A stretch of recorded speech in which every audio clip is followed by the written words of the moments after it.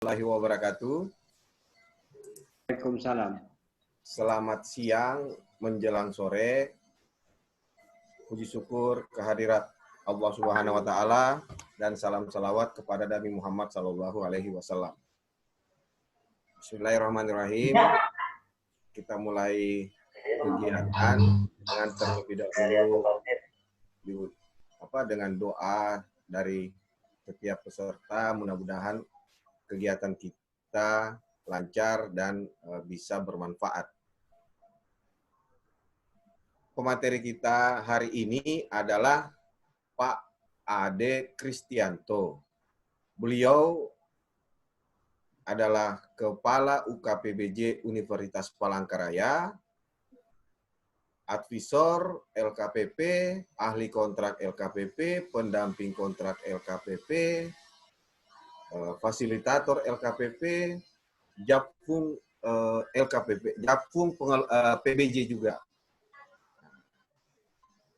Sama-sama dengan saya juga background-nya sama dari teknik mesin. Hanya teknik mesinnya yang sama. Kan?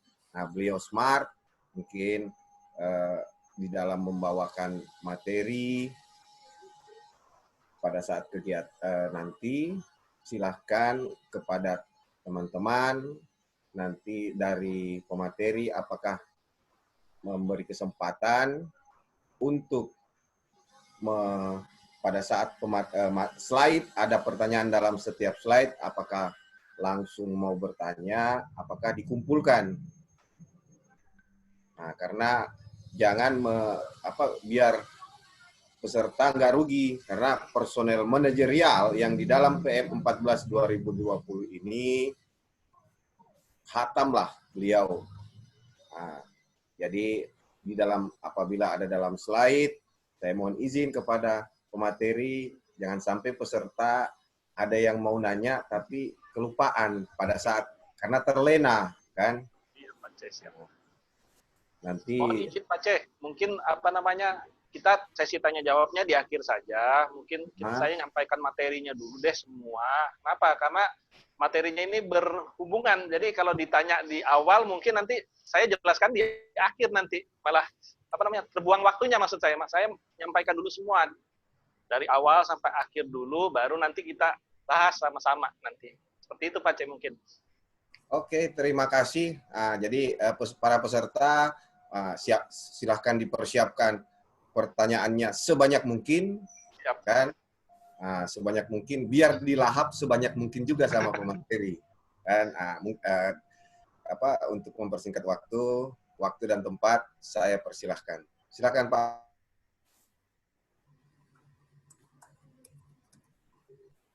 Kontrak juga, sebagai probity advisor juga, beliau ini senior saya nih seharusnya.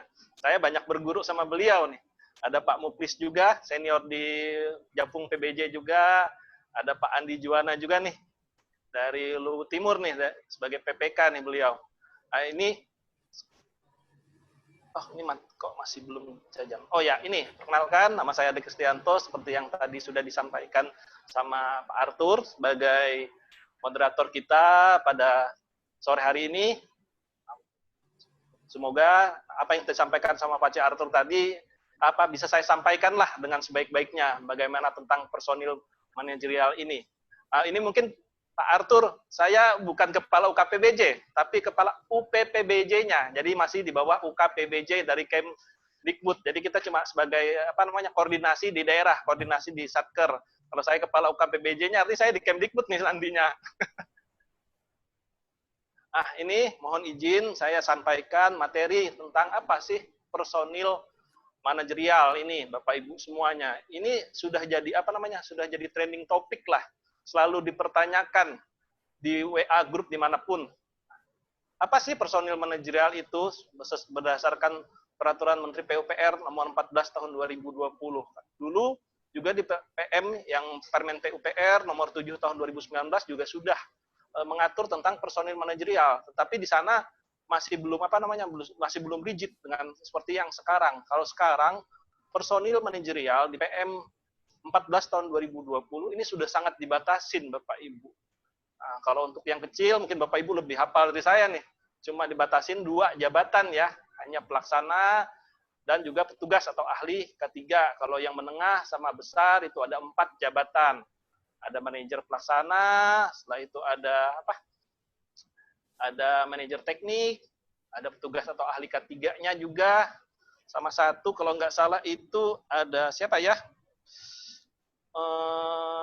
Nanti deh kita ini kan, saya nggak hafal juga sih personil manajerial, nanti kita lihat di slide selanjutnya. Nah ini kenapa sih personil manajerial PM14 2020 ini banyak kayak seperti banyak relaksasi, seperti yang sering disampaikan Pak Direktur, Pak Putut, Maharyudi di dalam berbagai kesempatannya. Jadi di PM14 tahun 2020 ini sudah banyak relaksasi yang diberikan kepada pelaku usaha. Salah satunya adalah syarat-syarat personil. Kalau dulu masih ada syarat personil inti ya yang harus diwajibkan. Setelah itu ada syarat untuk personil manajerial. Nah, kalau sekarang di PM14 tahun 2020 ini yang disyaratkan hanya satu, Bapak Ibu, hanya personil manajerial, dan personil manajerialnya juga sudah dibatasin, Bapak Ibu. Jadi sesuai dengan PM14 tahun 2020 yang saya tadi sampaikan, sudah dibatasin jumlah-jumlah untuk personil manajerialnya. Jadi nggak boleh lebih dari yang dipersyaratkan. Nah, kalau kita lihat dalam personil manajerial ini, itu kemampuan manajerial ini kan kenapa sih masih ada dipertandingkan atau diinikan? Karena personil manajerial ini adalah kemampuan manajerial ini tidak begitu saja muncul ya Bapak Ibu. Kemampuan manajerial ini lahir dari suatu proses yang panjang, yang secara perlahan, jadi melalui suatu proses pengamatan, melalui suatu proses pembelajaran. Jadi seseorang mau menjadi pemimpin, seseorang mampu mengelola suatu kegiatan, mengatur, mengorganisasinya, pasti memerlukan pengalaman. Nah, nanti berhubungan dengan tata cara evaluasi kita nantinya. Kenapa SKA sekarang nggak perlu disyaratkan? Kenapa tingkat pendidikan sekarang nggak perlu disyaratkan? Yang dinilai hanya apa? Pengalaman kerja dari personil mana. Nah, ini outline yang akan saya sampaikan. Ada 6 outline. Jadi saya membahasnya 4W, 5W, 1H. What, who, why, when, where, dan how. Jadi yang pertama itu apa sih yang dimaksud dengan personil manajerial? Nanti kita bahas apa sih personil manajerial. Dan yang kedua itu siapa saja yang menjadi personil manajerial. Dan yang ketiga itu mengapa sih kita masih memerlukan personil manajerial dan kenapa ini masih masih dipersyaratkan sebagai syarat dalam proses pemilihan atau 2020. Salah satu yang nggak disyaratkan lagi atau nggak dipertandingkan lagi adalah metode pelaksanaan, karena itu yang harus dipenuhi di dalam pelaksanaan kontraknya. Begitu juga yang keempat itu kapan sih personil manajerial itu ditetapkan? Pada saat nyusun dokumen pemilihan kah? Ditetapkan oleh Pokja kah? Atau ditetapkan oleh PPK? Setelah itu di mana sih proses personil manajerial itu dievaluasi? Semuanya dievaluasi oleh dievaluasi oleh Pokja pemilihan kah, atau nanti ada kewenangan dari PPK untuk mengevaluasi atau menilai dari kinerja dari personil manajerial. Dan yang terakhir itu adalah bagaimana cara untuk melakukan evaluasinya atau menilai kinerja dari personil manajerial yang telah ditawarkan oleh penyedia. Nah, ini kita nggak panjang lebar, coba kita lihat dulu deh. Ya, kalau kita lihat dari Kamus Besar Bahasa Indonesia, kalau kita pisah, kalau personil itu pegawai, anak buah atau awak. Kalau untuk kapal, pesawat terbang, dan sebagainya. Yang mengurus apa sih urusan pegawai atau urusan personalianya atau urusan pekerjanya. Nah, kalau manajerial itu berhubungan dengan apa? Berhubungan dengan manajer atau keterampilan yang tinggi dan sangat diperlukan bagi setiap pemimpin. Jadi kalau dalam kemampuan manajerial ini artinya apa? Artinya kita perlu apa? Perlu mempunyai komunikasi, memiliki bisa berkomunikasi dengan bawahan kita, bisa berkomunikasi dengan bisa berkomunikasi dengan rekan bisnis kita dan yang lainnya. Selain itu juga mempunyai jiwa leader atau jiwa kepemimpinan serta mampu mengorganisasi dari suatu proyek atau suatu kegiatan. Nah, kalau dari Peraturan Menteri PUPR nomor 14 tahun 2020 itu dijabarkan dalam apa? Standar dokumen pemilihan secara elektronik di pengadaan pekerjaan untuk khususnya di pekerjaan konstruksi. Itu di bagian umum atau di SSUK-nya dan juga di dalam ketentuan umum atau di definisinya.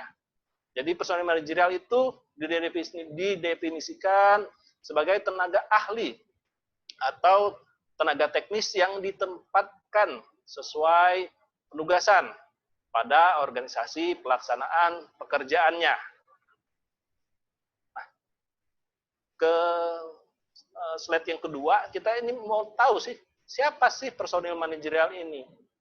Siapa sih yang menetapkan personil manajerial ini? Jadi dalam menetapkan personil manajerial ini, kita harus berdasarkan dari apa?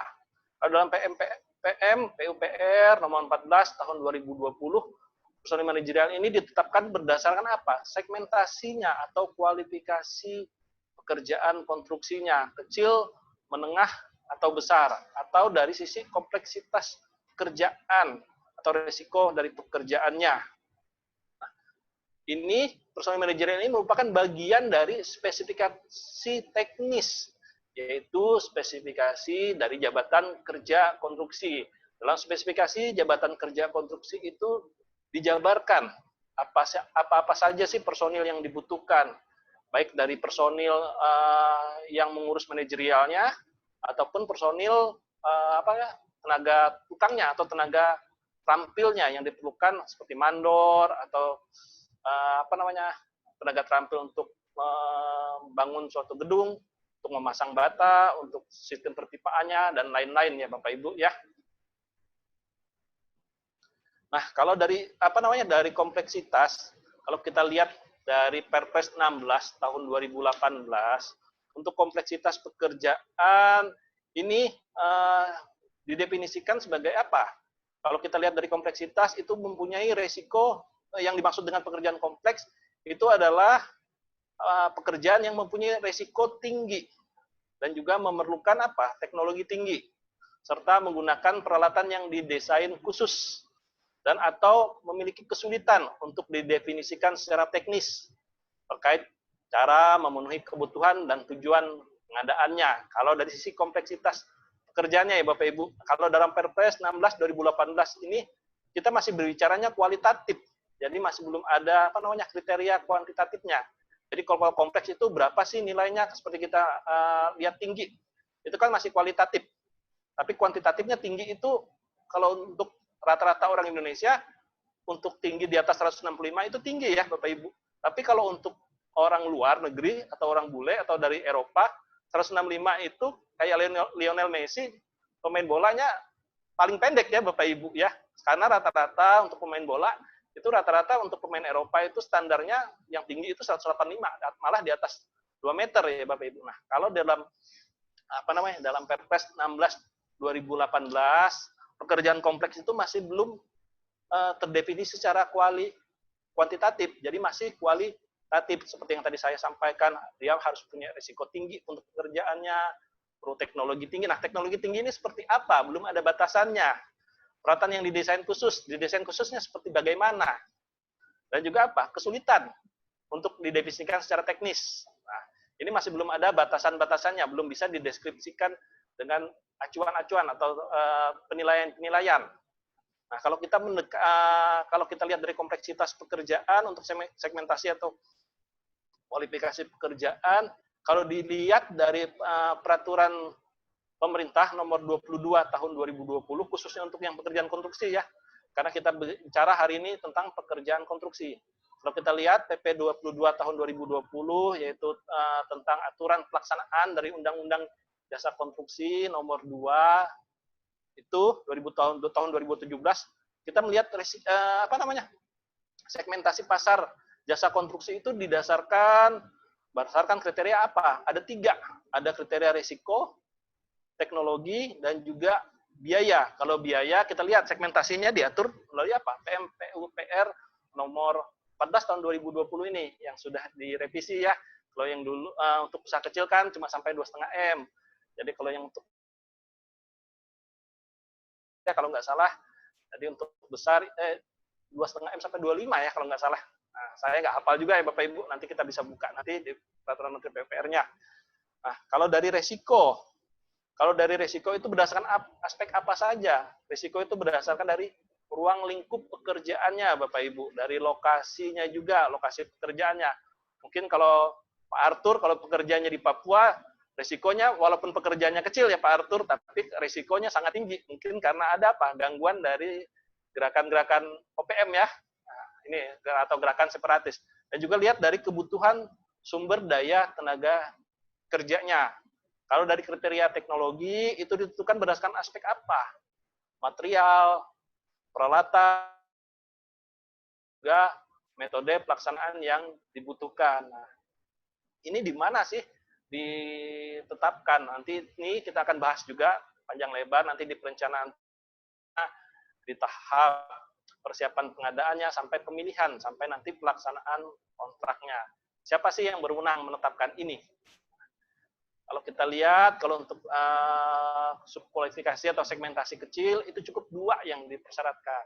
Itu pelaksana untuk ininya, dan juga ahli atau petugas K3. Untuk pelaksana, itu cukup SKT pelaksana, atau sertifikat keterampilan ya Bapak Ibu, tidak perlu SKA. Itu sesuai dengan klasifikasi atau subklasifikasi pekerjaan yang disyaratkan. Nah, untuk ahli atau petugas K3, itu nanti tergantung resiko keselamatan konstruksinya. Jadi kalau sedang itu menggunakan ahli muda K3 dengan minimal pengalaman itu 3 tahun, atau bisa menggunakan ahli madya K3K. Kalau besar itu bisa pakai ahli madya K3 itu 3 tahun paling minimal untuk paling singkat ininya pengalamannya, atau ahli utama K3. Tapi kalau dia ahli utama atau ahli untuk besar, untuk ahli utama tidak perlu pengalaman ya Bapak Ibu. Begitu juga untuk yang risiko sedang. Kalau ahli madya dia tidak perlu pengalaman kerja. Karena untuk mendapatkan ahli madya K3 dia memerlukan apa? Untuk bisa naik ke ahli madya K3 dia harus ikut uji kompetensi dan juga harus punya pengalaman sesuai dengan 3 tahun tadi. Nah, karena dalam untuk naik tingkatnya. Begitu juga untuk ketentuan. Nah, ini ketentuannya apa? Untuk pelaksana atau ahli ini cuma 1 orang per jabatan ya Bapak Ibu. Jadi nggak boleh pelaksananya ada 2. Atau petugas K3-nya kita minta 2. Itu hanya 1 orang per jabatan. Dan sekarang sudah tidak boleh mempersyaratkan tingkat pendidikan dan juga jurusan. Nanti kita bahas itu. Kenapa sih kita nggak perlu lagi mensyaratkan tingkat pendidikan dan jurusan? Nanti kita lihat di why. Kenapa sih? Dan juga hanya mensyaratkan apa? 1 SKT atau SKA untuk tiap personil. Jadi untuk pelaksana itu cuma cukup 1 SKT sesuai dengan subklasifikasi atau klasifikasinya. Begitu juga untuk SKA tadi. Nah, yang kedua itu tentang untuk perusahaan yang menengah dan besar. Ada 3 ya, ada manajer proyek, ada manajer teknik, ada manajer keuangan. Ini yang saya lupa tadi, manajer keuangan. Karena di manajer keuangan saya nggak terlalu ini. Karena manajer keuangan kan seperti itu dipersyaratkan, tapi tidak perlu apa? Tidak perlu SKK, tidak perlu sertifikat kompetensi kerja konstruksinya, kompetensi konstruksinya. Nah, jadi ini cuma sebagai apa? Jadi pemanis lah, anggapan sebagai persyaratan sebagai manajer keuangan. Karena tingkat pendidikan juga nggak boleh disyaratkan Bapak Ibu untuk manajer keuangan. Dia hanya dilihat dari apa? Pengalaman kerjanya. Sama, nanti juga disyaratkan ahli atau petugas K3. Nah, untuk pelaksana itu untuk menengah dan besar itu harus apa? Harus SKA. Ini kecuali manajer keuangan ya, karena manajer keuangan nggak ada SKA-nya atau sertifikat keahliannya. Ini disesuaikan dengan apa? Klasifikasi atau subklasifikasi dan juga ruang lingkup pekerjaan yang disyaratkan. Nah, kalau untuk ahli petugas K3-nya sama seperti untuk yang segmentasi kecil atau segmentasi kecil tadi, itu tergantung dari identifikasi risiko keselamatan konstruksinya. Identifikasi risikonya kecil, sedang, atau besar, seperti yang tadi sudah saya sampaikan. Nah, ketentuannya juga hanya 1 orang per jabatan. Jadi nggak boleh mempersyaratkan 1 orang untuk beberapa jabatan ya Bapak Ibu. Dan juga untuk besar, atau di manajer proyek itu harus 2 orang, atau manajer keuangannya harus 3 orang, nggak boleh. Jadi harus hanya 1 orang, satu jabatan itu 1 orang, kecuali nanti untuk manajer teknik untuk segmentasi besar itu bisa lebih dari 1 orang, karena kalau kualifikasi besar mungkin nanti untuk pekerjaannya perlu ada pekerjaan spesialisnya ya Bapak Ibu, jadi perlu ada manajer teknik yang menangani masing-masing dari pekerjaan secara teknisnya sebagai manajer teknik. Dan juga sama, tidak mensyaratkan tingkat pendidikan dan juga jurusan, dan hanya mensyaratkan 1 SKT atau SKA untuk tiap personilnya. Nah, ini kenapa sih manajer teknik bisa lebih dari 1? Ini nanti juga berhubungan dengan SBU-nya, karena untuk besar itu kan SBU-nya bisa lebih dari 1, bisa mensyaratkan 2 SBU. Makanya manajer tekniknya nanti bisa disesuaikan dengan subklasifikasi atau ruang lingkup dari pekerjaan atau di SBU-nya nanti ya Bapak Ibu ya. Karena biasanya kalau untuk yang besar itu contohnya kayak pembangunan kompleks atau penjara. Karena saya dulu pernah dampingin juga teman-teman yang bangun penjara, itu ternyata subklasifikasinya bukan cuma bangunan gedung ya Bapak Ibu, bukan bangunan gedung penjara aja. Ada juga pekerjaan jalannya, untuk pekerjaan jalan infeksinya. Jadi untuk penjara atau LP itu ternyata dalam lingkup pekerjaannya bukan cuma pembangunan gedung, tapi ada juga pekerjaan jalan di dalamnya, karena itu nanti jadi kayak bertingkat untuk penjagaannya. Jadi untuk orang masuk itu keluar ada jalan buat buat inspeksinya dulu, jadi buat penjaganya, buat orang masuk lalu lintas, buat buat tamunya juga, buat orang-orang di kantornya juga. Selanjutnya, nah ini kenapa sih untuk personil manajerial ini masih dipersyaratkan dalam proses tender?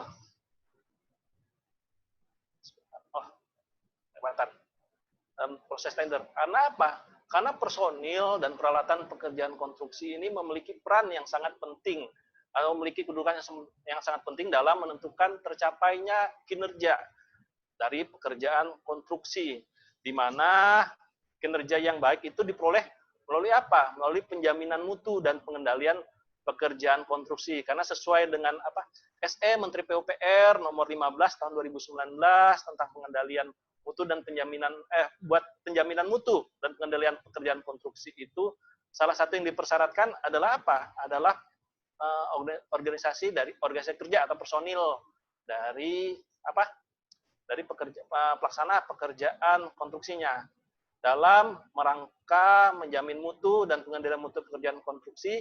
Itu penyedia harus menyusun namanya rencana mutu pelaksanaan kontrak atau RMPK, atau yang nanti akan ditetapkan sebagai program mutu dengan ketentuan sebagai berikut, yaitu apa?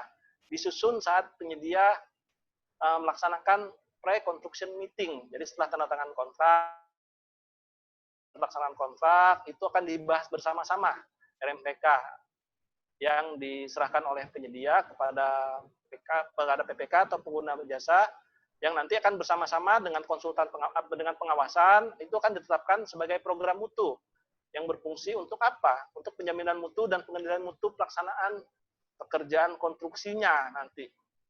Di mana ini nanti yang akan ditetapkan oleh PPK, yang akan sebagai dasar, sebagai pengawas atau konsultan pengawas untuk memeriksa mutu pelaksanaan pekerjaan konstruksi nanti di lapangan. Di mana salah satu dari isi RMPK ini atau program mutu ini adalah organisasi kerja dari penyedia pengendalian pekerjaan, termasuk juga dokumen dari rencana keselamatan konstruksi. Di dokumen sini diperlukan personil manajerial yang memiliki kemampuan untuk mengkomunikasikan bagaimana nanti tentang metode pelaksanaan di lapangan, karena nanti personil manajerial inilah yang akan berhubungan dengan konsultan pengawas dalam mengkoordinasikan dari staf atau pekerja konstruksi di bawah pelaksana pekerjaan konstruksinya ya Bapak Ibu. Nah, kalau kita lihat ini kan seharusnya nggak cuma persyaratan dalam berkontrak ya Bapak. Ini kan cuma persyaratan dalam berkontrak ya Bapak Ibu. Kenapa kok masih disyaratkan sebagai syarat dalam tender. Nah, kenapa sih perlu disyaratkan di tender? Kalau kita lihat personil manajerial ini bukan cuma bagian organisasi pekerjaan konstruksi, tapi dia juga mengatur dan mengorganisasi sumber daya nantinya, tenaga kerja, material, peralatan, dan modal, agar bisa berjalan secara efektif dan efisien. Orang yang mengelola ini, yang mengatur ini, pasti tentunya harus punya apa? Punya pengalaman. Kalau kita lihat, kalau Bapak Ibu perhatikan di SKA, Bapak Ibu pernah memperhatikan nggak? Kalau di SKA kan masih belum, kita belum tahu kapan sih SKA atau SKT-nya itu diperoleh atau dia memperoleh sertifikat kompetensi kerjanya, SKK-nya. Nah, kalau untuk melihat kompetensi dan pendidikan cukup kita melihat SKA atau SKT-nya. Tapi kalau kita mau lihat pengalamannya, itu kan nggak bisa karena kita belum tahu sejak kapan sih dia dia memperoleh SKT atau SKA-nya. Jadi pengalaman kerja untuk kompetensi manajerial itu kita di personal manajerial kan kita juga bukan cuma melihat kompetensi dan pendidikannya, tapi kita lihat dari pengalamannya. Nah, untuk kita mengetahui pengalamannya tersebut dari sisi keahlian atau SKA-nya atau SKT-nya, kita harus tetap menilai. Dan ini sebaiknya dilakukan dalam proses tendernya. Jadi apa yang disyaratkan oleh PPK dalam spesifikasi tenaga jabatan kerjanya ini ditetapkan nanti disyaratkan dalam proses tendernya. Makanya tadi saya sampaikan bahwa kalau kita dalam SKA atau SKT itu tidak dievaluasi lagi karena kita cukup lihat dia punya SKK-nya saja, tapi kita yang lihat dalam proses tendernya kita lihat adalah yang kita nilai adalah pengalaman kerjanya ya Bapak Ibu ya. Nah, ini kapan sih personil manajerial ini ada ditetapkan? Kalau kita lihat personil manajerial ini kan bagian dari apa? Bagian dari spesifikasi teknis. Nah, spesifikasi spesifikasi tenaga kerja konstruksinya ya. Jadi ini sudah ditetapkan di tahap perencanaan Bapak Ibu. Nah, kita lihat yang tadi saya sampaikan juga yang tentang kompleksitas pekerjaan konstruksinya. Jadi kalau tenaga yang kompleks artinya perlu tenaga ahli dan lain-lain. Dan juga lihat dari uraian pekerjaan, identifikasi bahayanya, dan penetapan risiko terkait keselamatan konstruksi pada pekerjaan konstruksi. Nah, di tahap ini PPK kan yang menyusun dokumen perencanaan pengadaannya dan harus ditetapkan oleh PPK, oleh KPA, oleh PA dan KPA. Jadi dalam tahap perencanaan ini PA KPA lah yang akan menetapkan hasil identifikasi dari PPK tadi. Jadi PA KPA menetapkan dokumen perencanaan pengadaannya. Ini yang jadi pegangan nanti dalam tahap persiapan pengadaan pada tahun pelaksanaan pekerjaannya, di mana nanti PPK akan mereview kembali. Mungkin kan ada perbedaan atau pergantian PPK ya. Jadi tahun yang kemarin yang merencanakan pengadaannya dengan PPK yang sekarang. Jadi PPK yang sekarang atau di tahun sekarang itu harus juga mereview dan menetapkan kembali spesifikasi teknisnya dalam dokumen persiapan pengadaan dan juga melihat nanti karena ada DED atau Detail Engineering Design yang disusun oleh konsultan perancangan. Nah, dalam penyusunan DED atau oleh konsultan perancangan pasti di dalamnya ada RKS atau rencana kerja dan syarat-syarat. Jadi syarat-syarat untuk peralatan utamanya disesuaikan dengan metode pelaksanaannya dan juga disesuaikan dengan apa? Metode pelaksanaan pekerjaan dan juga lihat dari apa? Identifikasi risiko keselamatan kerjanya tadi. Jadi nanti di situ kita akan melihat kira-kira yang diperlukan itu tenaga ahlikah atau ada personil manajerial nanti yang dibutuhkan. Dan juga lihat dari segmentasi pemaketan tadi. Di tahap pemilihan, nah disinilah nanti Pokja pemilihan akan mereview kembali dokumen persiapan pengadaan yang telah disusun oleh PPK, baik itu spesifikasi teknisnya, termasuk juga spesifikasi untuk tenaga kerja konstruksinya. Nanti kira-kira apa sih yang bisa disyaratkan sebagai syarat tender? Pertama, Pokja pemilihan lihat dulu dari segmentasi atau kualifikasi pemaketannya, termasuk kecilkah menengahkah, besar. Kalau dia kecil artinya cukup pelaksana saja.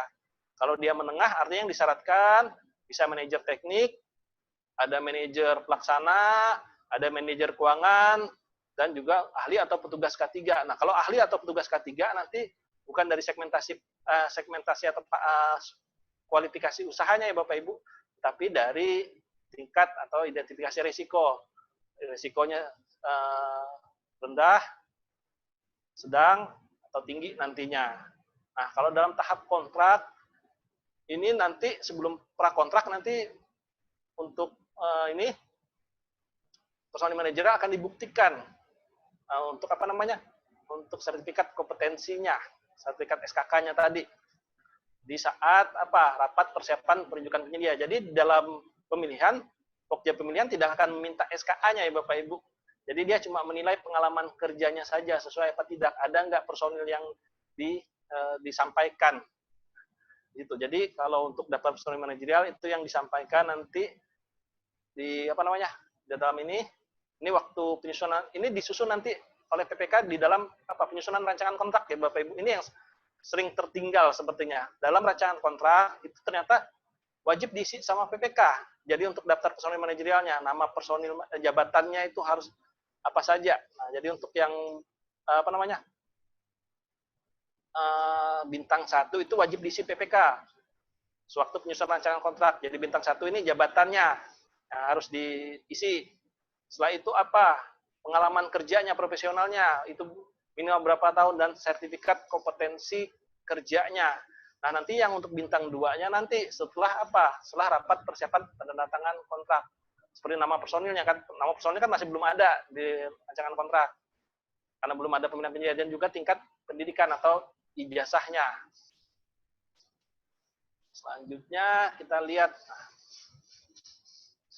di mana sih nanti akan dievaluasi personil manajerial ini.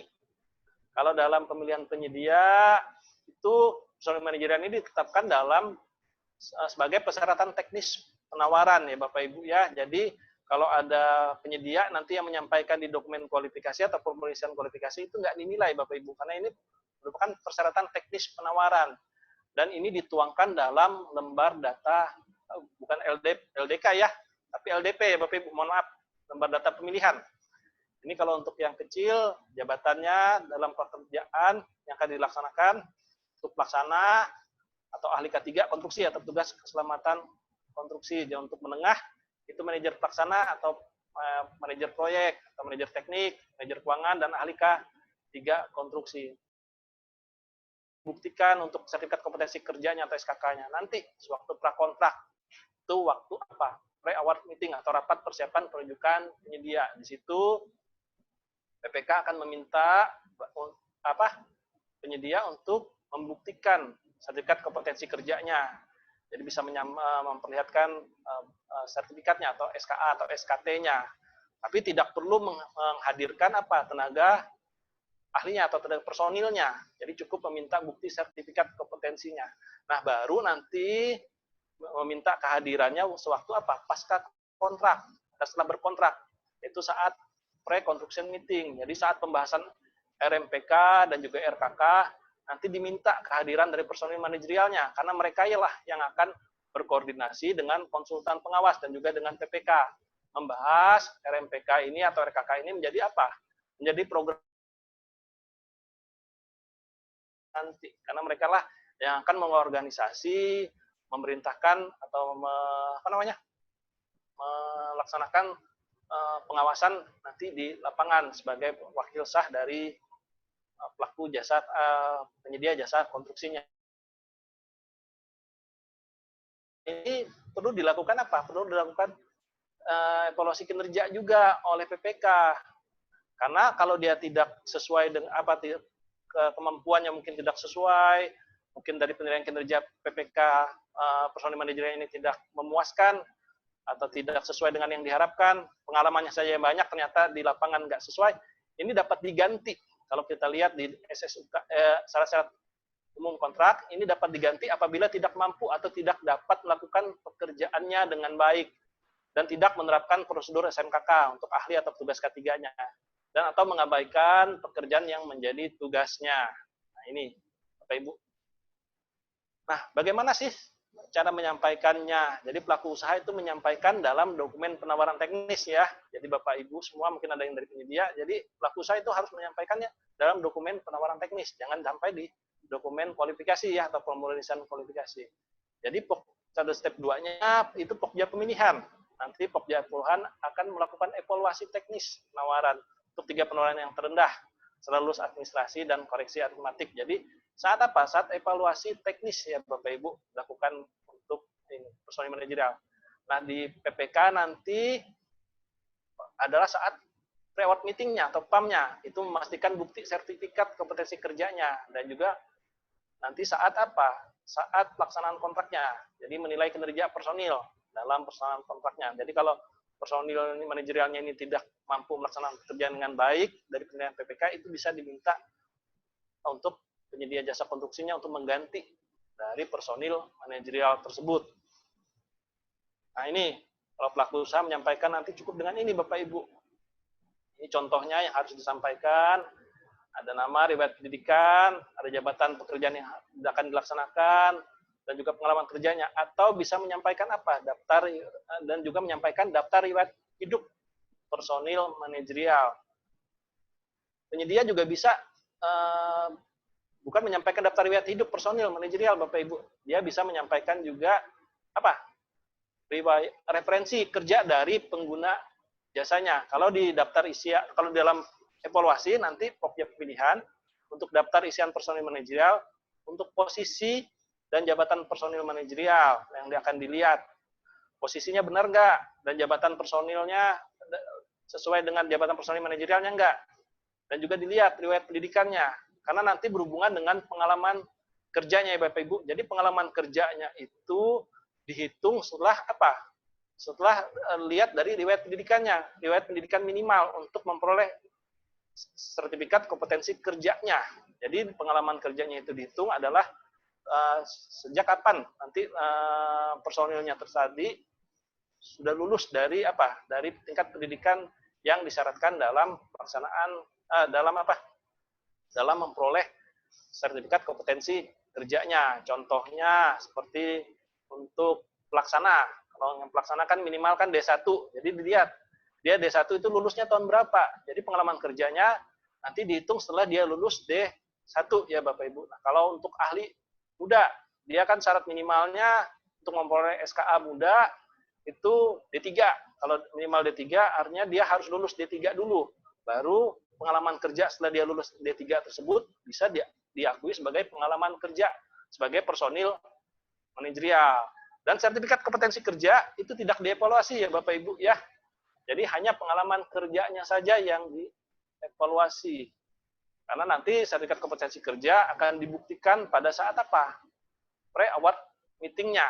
Karena ini kalau riwayat ini kita memilih nanti untuk ini apa namanya? Yang dipilih oleh penyedia. Penyedia bisa menyampaikan riwayat saja atau referensi dari kerja dari pengguna jasa. Ini diperlukan untuk apa? Ini untuk melihat dari pengalaman sesuai dengan keterampilan atau keahlian yang disyaratkan.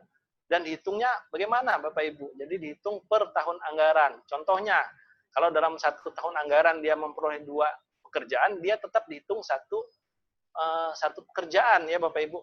Kecuali kalau misalnya dia bekerja itu multi years, walaupun dalam 1 pekerjaan dia dihitung memiliki apa? Memiliki 2 memiliki 2 pengalaman atau 2 pengalaman 2 tahun anggaran. Walaupun 1 kontrak. Dan ini dihitung apa? Setelah personil lulus pendidikan minimal sesuai dengan persyaratan mendapatkan SKA atau SKT seperti yang tadi saya sampaikan ya Bapak Ibu ya. Nah, ini contoh untuk daftar isian personil manajerial. Ini nanti penyedia cukup menyampaikan apa sih? Nama personilnya dan juga riwayat pendidikan. S1-nya lulus tahun berapa? S2-nya lulus tahun berapa? Nanti jabatan pekerjaan yang dilaksanakan apa sih yang di jabatan pekerjaan yang disyaratkan? Itu pelaksana bangunan gedung. Pengalaman kerja atau tahun pengalamannya itu berapa? 4 tahun anggaran. Jadi artinya yang harus dinilai kalau dia dari tahun sekarang 2020 artinya dia punya 4 tahun pengalaman 4 tahun anggaran ya Bapak Ibu. Jadi artinya dia punya pengalaman dalam bangunan gedung itu dari tahun 2019, 18, 17, dan 16. Nah, tetapi kalau dia cuma pekerjaannya dalam 1 tahun itu ada 4 pekerjaan, dia cuma mengajukan yang di tahun 2019, dia ada 4 pengalaman, atau 4 dianggap jadi 4 tahun, itu enggak. Jadi ini cuma dilihat dari 4 tahun anggaran. Jadi dia harus memiliki pengalaman dalam 4 tahun anggaran ya Bapak Ibu. Jadi pengalaman pekerjaannya dihitung dari tahun anggarannya. Nah, untuk tata cara penilaian, ini apabila dalam daftar peserta tidak disampaikan, ini digugurkan, maka gugur pada tahap evaluasi administrasi. Jadi kalau daftar isian ini nggak disampaikan, itu gugur pada tahap evaluasi administrasi. Jadi kelengkapan dokumennya ya Bapak Ibu. Nah, apabila dia juga diisi di formulir form isian kualifikasi, tidak disampaikan ke dalam penawaran atau tidak di deskripsi, di appendo, itu juga gugur secara administrasi ya. Jadi diisi di di dokumen lainnya, biasanya ada yang di dokumen kualifikasi ya, itu nggak dinilai sama Pokja. Itu dianggap salah kamar ya Bapak Ibu. Jadi gugur secara administrasi karena yang tadi saya sampaikan bahwa personil manajerial ini bagian dari spesifikasi teknis dan itu bagian dari dokumen penawaran teknis. Dan apabila salah satu personil itu tidak diusulkan atau posisi jabatannya tidak sesuai atau jumlah pengalamannya tidak sesuai, maka digugurkan pada saat evaluasi teknisnya. Jadi misalnya kita mintanya pelaksana bangunan gedung, di sini ditulis bukan pelaksana bangunan gedung, tapi pelaksana jalan. Nah, ini gugur. Misalnya pengalaman kerjanya kita minta 4 tahun, dia cuma menyampaikan 4 referensi kerja dalam tahun anggaran yang sama, yaitu juga gugur Bapak Ibu, tapi gugurnya di evaluasi teknisnya atau dia tidak memenuhi evaluasi teknis dari spesifikasi teknis yang kita harapkan. Nah, apabila dia mengisi di kedua-duanya, di dokumen isian kualifikasi juga ada, di dokumen penawaran juga diupload, yang kita lihat itu adalah apa? Adalah daftar isian personil manajerial yang ada di dalam dokumen penawaran atau yang di appendo. Jadi yang di dokumen kualifikasi kita abaikan ya Bapak Ibu ya.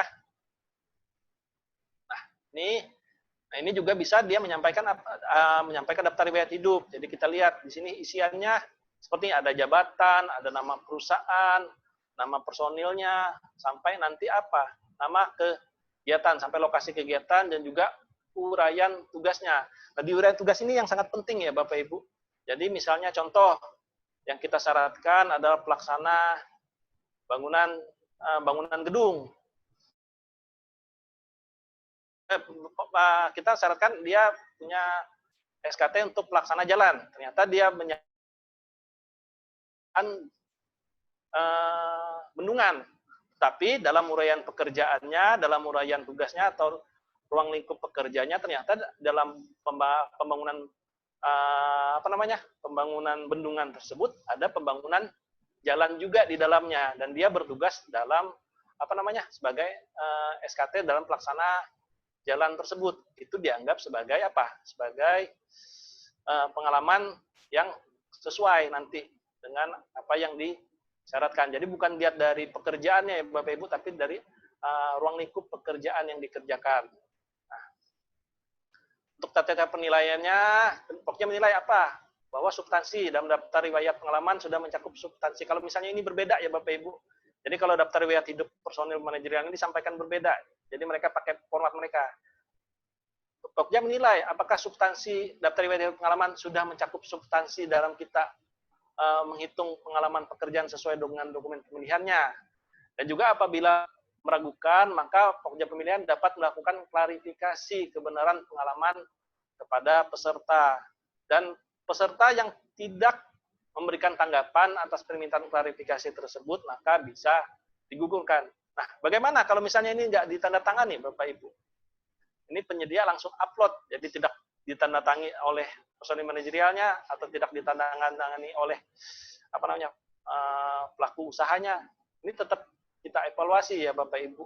Nanti bisa ditandatangani setelah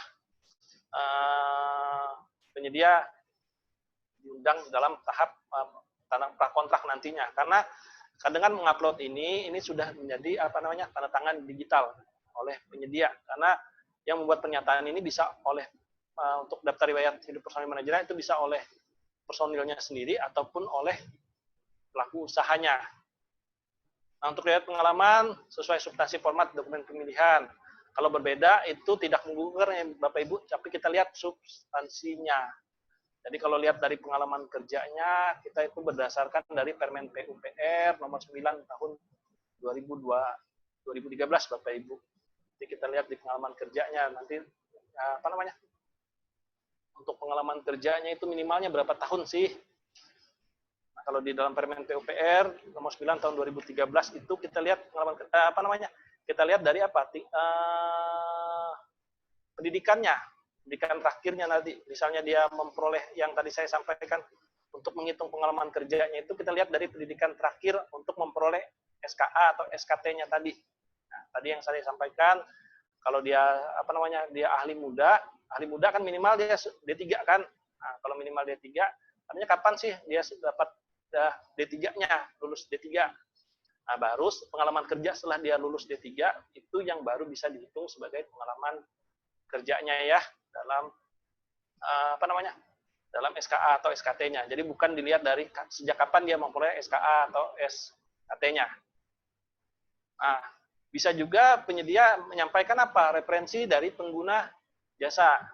Referensi dari pengguna jasa ini kalau kita lihat dari PP 22 tahun 2020 atau Undang-Undang Jasa Konstruksinya itu bisa dari pemerintah atau swasta. Kalau pemerintah itu bisa PA atau KPA-nya atau diberikan referensi oleh PPK-nya.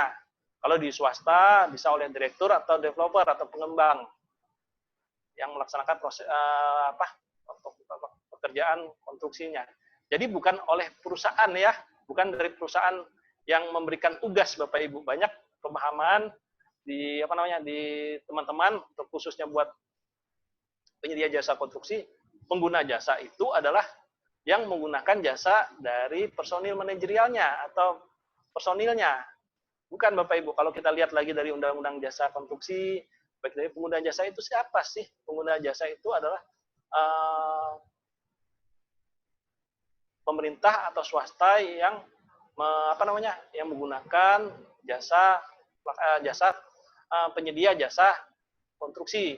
Jadi penyedia jasa adalah kalau pengguna jasa adalah orang yang menggunakan jasa penyedia jasa konstruksinya ya Bapak Ibu ya, bukan penyedia jasa konstruksinya yang ini. Jadi pengguna jasanya kita kotakkan di dalam PP 22 tahun 2020 dan juga Undang-Undang Jasa Konstruksinya. Jadi tata cara penilaiannya kita lihat referensi kalau bukan dari pengguna jasa maka kita tidak nilai ya Bapak Ibu kalau dari penyedianya, dari penyedia jasa konstruksinya itu bukan itu tidak kita nilai. Dan apabila meragukan, seperti yang tadi disampaikan juga bisa dilakukan klarifikasi kebenaran, bisa ke pemberi referensinya, ya ke pemerintahnya atau di swastanya. Dan juga peserta yang tidak memberikan tanggapan atau permintaan klarifikasi maka bisa Bapak Ibu gugurkan. Nah, ini yang terakhir ini di PPK untuk menilainya. Nanti di saat prakontrak. Jadi di prakontrak lah PPK baru meminta apa? Bukti sertifikat kompetensi. Jangan sampai nanti Pokja pemilihan sudah di dalam tahap pemilihan sudah meminta ini bukti sertifikat kompetensinya ya. Jadi SKA-nya atau SKT-nya tidak dilampirkan sudah digugurkan dalam proses pemilihan. Nah, bukti sertifikat kompetensi nanti dibuktikan pada saat apa? Disampaikan pada saat rapat persiapan penunjukan penyedia. Jadi walaupun penyedia tidak melampirkan atau melampirkan, kita tidak melakukan evaluasi. Contohnya kalau dia melampirkan di pemilihan, SKA-nya ternyata berbeda dengan apa yang ditulis di daftar riwayat pekerjaan, daftar riwayat hidupnya. Kita nggak evaluasi Bapak Ibu SKA-nya atau SKT-nya, yang kita evaluasi tetap daftar riwayat hidupnya atau referensi kerjanya yang tertulis di situ. Referensi jabatannya sebagai apa. Jadi kita tidak mengevaluasi dari SKK-nya atau sertifikat kompetensi kerjanya atau SKA SKT-nya. Nah, kalau dia tidak dapat membuktikan nanti waktu award meeting itu penyedia akan dikenakan sanksi administrasi atau sanksi daftar hitam, tergantung dari ininya ya Bapak Ibu ya, tergantung dari kesalahannya. Kalau dia tidak bisa menyampaikan bahwa bukan pemalsuan, ini masih dikenakan sanksi administrasi saja Bapak Ibu. Misalnya dia nggak bisa dia bisa membuktikan, dia tidak bisa membuktikan karena apa? Karena mungkin personilnya itu ditugaskan di tempat lain atau dia bekerja di tempat lain selama dalam proses pemilihan atau tender. Jadi dia sudah berkontrak di tempat yang lain dan dia tidak mau mengajukan personil cadangan. Jadi dia menyampaikan nanti ke PPK, Pak, ini saya nggak bisa menyediakan lagi personil manajerial ini, Pak, karena dia sudah bekerja atau ditugaskan di tempat lain. Makanya dia kena sanksi administrasi saja. Artinya cuma tidak ditetapkan sebagai pemenang. Kecuali kalau dia tidak bisa membuktikan atau dia memalsukan pernyataan di daftar riwayat hidup. Jadi kayak dia menyatakan bahwa dia punya SKK, SKA ahli bangunan gedung, ternyata dia nggak punya ahli bangunan gedung, Bapak Ibu, untuk personil tersebut. Nah, itu bisa dikenakan sanksi daftar hitam. Nah, pada saat pasca kontrak atau pengendalian kontrak, ini personil manajerial diharapkan hadir saat PCM. Jadi kita personil manajerial nanti akan membahas baik RMPK-nya, baik dari metode pelaksanaan, tata cara pelaksanaan pekerjaan, mobilisasi alat, mobilisasi personil, dan hingga sampai ke risiko keselamatan konstruksinya nanti akan dibahas oleh ahli atau petugas ketiganya. Dan nanti dalam pelaksanaan kontrak itu yang saya sampaikan tadi, nanti PPK menilai kinerja dari personil manajerialnya. Nanti kalau misalnya PPK menganggap bahwa personil manajerialnya tadi tidak bisa bekerja sama, dia tidak melaksanakan tugasnya dengan baik, ini bisa diminta untuk dia mengganti personil manajerialnya tadi berdasarkan perintah dari PPK. Nah, ini Bapak Ibu, kita sudah sampai di tahap kesimpulan. Ini saya sampaikan bahwa bahwa dalam PM14 2020 ini banyak relaksasi untuk pelaku usaha jasa konstruksi. Sehingga Sehingga kita nggak bisa lagi seperti dulu. Kita minta SKA-nya, kita minta SKT-nya. Kadang-kadang di tahap pemilihan kita sudah meminta gelar personil, Bapak Ibu, minta personilnya hadir. Nah, karena sudah seperti ini, kita cuma dia cuma menampaikan daftar riwayat hidupnya saja, dia cuma menyampaikan referensi kerjanya, referensi dari pengguna jasanya. Inilah perlu dibangun trust antara Pokja pemilihan dan pelaku usaha dalam proses pemilihan penyedia. Jadi pelaku usaha, baik itu Pokja pemilihan juga harus saling mempercayai terhadap dokumen yang disampaikan oleh pelaku usaha, karena nanti itu yang akan diverifikasi juga oleh PPK nanti sebelum tanda tangan kontrak. Jadi dalam pemilihan itu hanya yang dievaluasi hanya hanya pengalaman kerjanya saja ya Bapak Ibu ya dalam penyediaannya. Jadi SKA-nya atau SKT-nya itu tidak disyaratkan. Nah, dalam penetapan atau evaluasi tadi terhadap personil manajerial ya Bapak Ibu, karena ini sudah sangat rigid diatur di PM 14 tahun 2020, itu lakukan sesuai dengan tata cara evaluasi yang sudah ada dalam instruksi kepada peserta atau IKP yang tertuang dalam lampiran PM 14 tahun 2020. Karena lampiran PM 14 2020 ini standar dokumen pengadaannya itu merupakan bagian yang tidak terpisahkan dari peraturan menteri ini. Jadi Bapak Ibu jangan menambah-nambahkan, jangan melebih-lebihkan lagi dari persyaratan yang ada dalam standar dokumen pengadaannya. Mungkin sampai di sini Pak Arthur sudah banyak yang resen ini kayaknya. Sudah banyak yang mau diskusi ini sepertinya. Iya, terima kasih Pak Ade. Saya lihat juga. Mohon sambil minum ya. Siap. Ini sudah ada yang raise hand. Nah, mungkin kita lebih banyak diskusi kan. Kita masih ada waktu sekitar 39 menit untuk diskusi. Nah, mudah-mudahan pertanyaan-pertanyaan semakin banyak kan dan peserta semakin tercerahkan. Nah, mungkin kesempatan pertama akan saya berikan kepada Pak Mahendra Puji Raharja. Pak Mahendra ya Pak? Pak Mahendra.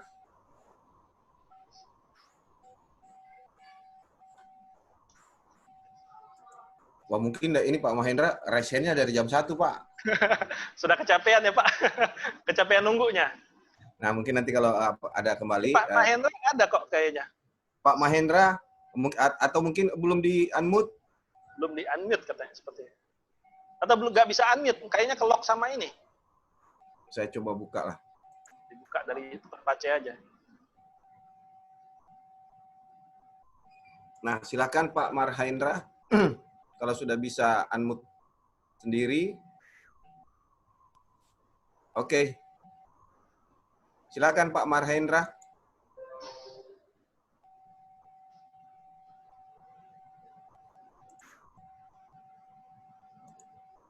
Pak Marhendra sudah saya buka.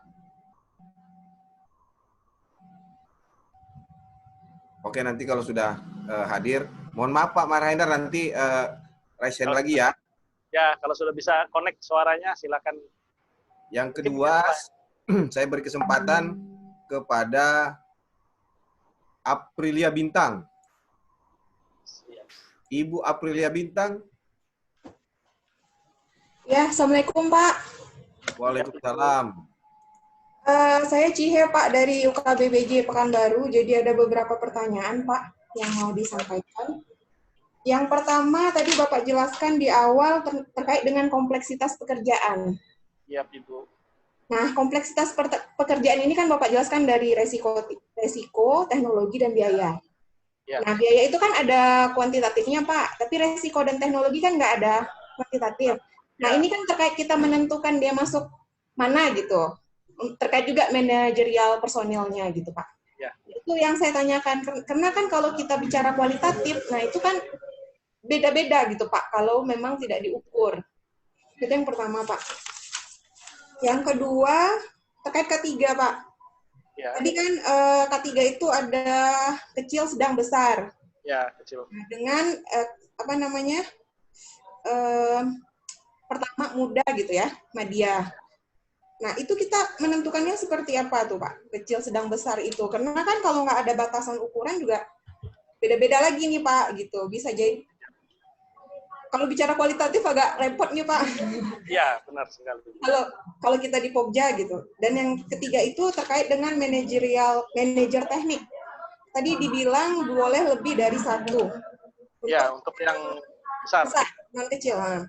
Jadi ada nggak batasan berapa Pak? Karena kan di sini ada celah nih, kalau nggak ada batasan. Bisa jadi dibuat 10 gitu kan, 15 gitu. Itu Pak. Itu kiranya pertanyaan saya Pak, terima kasih. Ini dari Riau ya Bu, Pekanbaru ya? Pekanbaru. Siap ya Bu. Banyak juga teman-teman dari Pekanbaru nih Bu. Banyak Pak, ada beberapa orang. Ya, teman-teman saya di Unri Bu. Di Japung PBJ Unri Bu. Oh, Unri ya Pak. Nah, langsung dijawab mungkin Pak Ade, biar nggak lupa kan, takutnya nanti panjang-panjang lupa. Ini kalau langsung 3 Pak. Langsung. Nah ini Bu, ini yang pentingnya Bu, diidentifikasi kebutuhan di awal Bu, Ibu. Jadi bukan nanti ditetapkan di pokja pemilihan ya Bu? Iya, di awal. Ya, di awal, di dalam tahap identifikasi kebutuhan. Nanti identifikasi kebutuhan seperti apa oleh PPK nanti. Nanti kan PPK bisa dibantu tim atau tenaga ahli nanti dalam menyusun risiko pekerjaan konstruksinya nanti seperti apa. Kalau risiko kan nanti tadi saya yang sampaikan tadi dilihat dari apa? Dilihat dari apa? Ruang lingkup pekerjaannya. Setelah itu juga lokasi pelaksanaan pekerjaannya. Mungkin kalau lokasi pekerjaan di Pekanbaru mungkin aman-aman aja ya Bu. Tapi kalau kerjanya di tempat Pak Arthur di Papua di sana, mungkin risiko pekerjaannya lebih besar ya Pak Arthur ya. Karena hubungannya nanti dengan keamanan juga. Makanya kalau di Papua itu kan kalau bikin jalan di sana bukan penyedia, tapi TNI yang bikin jalannya. Harus dilaksanakan semua. Nah ini yang harus dilihat dari identifikasi dari kebutuhannya. Jadi bukan pokja pemilihan ya Ibu ya, nanti yang menetapkan ini risikonya tinggi, besar atau rendah. Itu melalui apa? Melalui penilaian dari sisi keahlian. Dan nanti akan ditetapkan lagi ulang dalam penyusunan DED atau Detail Engineering Design oleh konsultan perancangan. Nah, konsultan perancangan kan dia nyusun apa, Ibu? Dia nyusun RKS, rencana kerja dan syarat-syarat. Di situ dia nyusun apa? Ada metode pelaksanaannya. Dia lihat dari apa? Dari proses pekerjaan konstruksinya. Dan ingat, di dalam konsultan perancangan kita sudah mempersyaratkan apa? Harus ada ahli K3-nya. Jadi harus ada ahli ketiganya. Kalau kita lihat lagi dari aturan, kalau nggak salah sih, Peraturan Menteri PUPR nomor 21 tahun 2019 tentang pedoman sistem manajemen keselamatan konstruksi. Jadi keselamatan kerja konstruksi itu sudah harus diidentifikasi dari tahap perancangannya. Kalau Ibu membaca di PM 21 tahun 2019 itu sudah kelihatan alur-alurnya. Apa sih yang harus jadi output dari konsultan perancangan terhadap identifikasi bahaya atau identifikasi keselamatan konstruksinya. Nah, dari situ Ibu bisa lihat nanti identifikasinya itu nanti rendah, sedangkah atau tinggi kan nanti dia nanti dilihat dari apa? Dilihat juga dari tingkat kekerapannya, kekerapan terjadinya kecelakaan konstruksinya. Itu kan dari pengalaman, Ibu. Bukan dilihat dari bukan dilihat dari yang bisa dihitung secara kuantitatif, tapi dari pengalaman. Makanya untuk ahli K3 konstruksi kan ada syaratnya, ada syarat pengalamannya. Kalau itu 3 tahun itu pengalamannya. Jadi dia lihat kekerapannya itu berapa kali sih kalau pekerjaan ini kekerapannya seperti apa dan tingkat bahayanya apa, rendah, sedangkah atau tinggi nanti. Apakah nanti bisa menyebabkan kematian, kecacatan atau cuma bahaya yang rendah, cuma luka. Nah, ini yang perlu keahlian Bapak Ibu. Nah, ini yang ditetapkan di DED nantinya, dibuat di DED oleh konsultan perancangan. Nah, nanti ini yang ditetapkan oleh PPK sebagai spesifikasi teknis. Kalau kita bicara keselamatan konstruksi, itu ditetapkan sebagai di mana ya kalau nggak salah? Di spesifikasi proses atau kegiatan nantinya. Kalau untuk tenaga kerja konstruksinya nanti di spesifikasi ini. Kan ada 5 kan Bu, kalau spesifikasi konstruksi. Nah ini nanti yang nanti kan direview lagi oleh Pokja pemilihan nanti reviewnya. Makanya di Pokja pemilihan juga harus ada petugas K3 minimal ya Bu, atau ahli K3 nanti. Kalau misalnya di Pokja Bapak Ibu nggak ada petugas K3 atau ahli K3-nya, nanti bisa minta UKPBJ untuk menugaskan petugas K3 atau ahli K3-nya nanti untuk mereview identifikasi bahaya yang sudah dibuat sama PPK.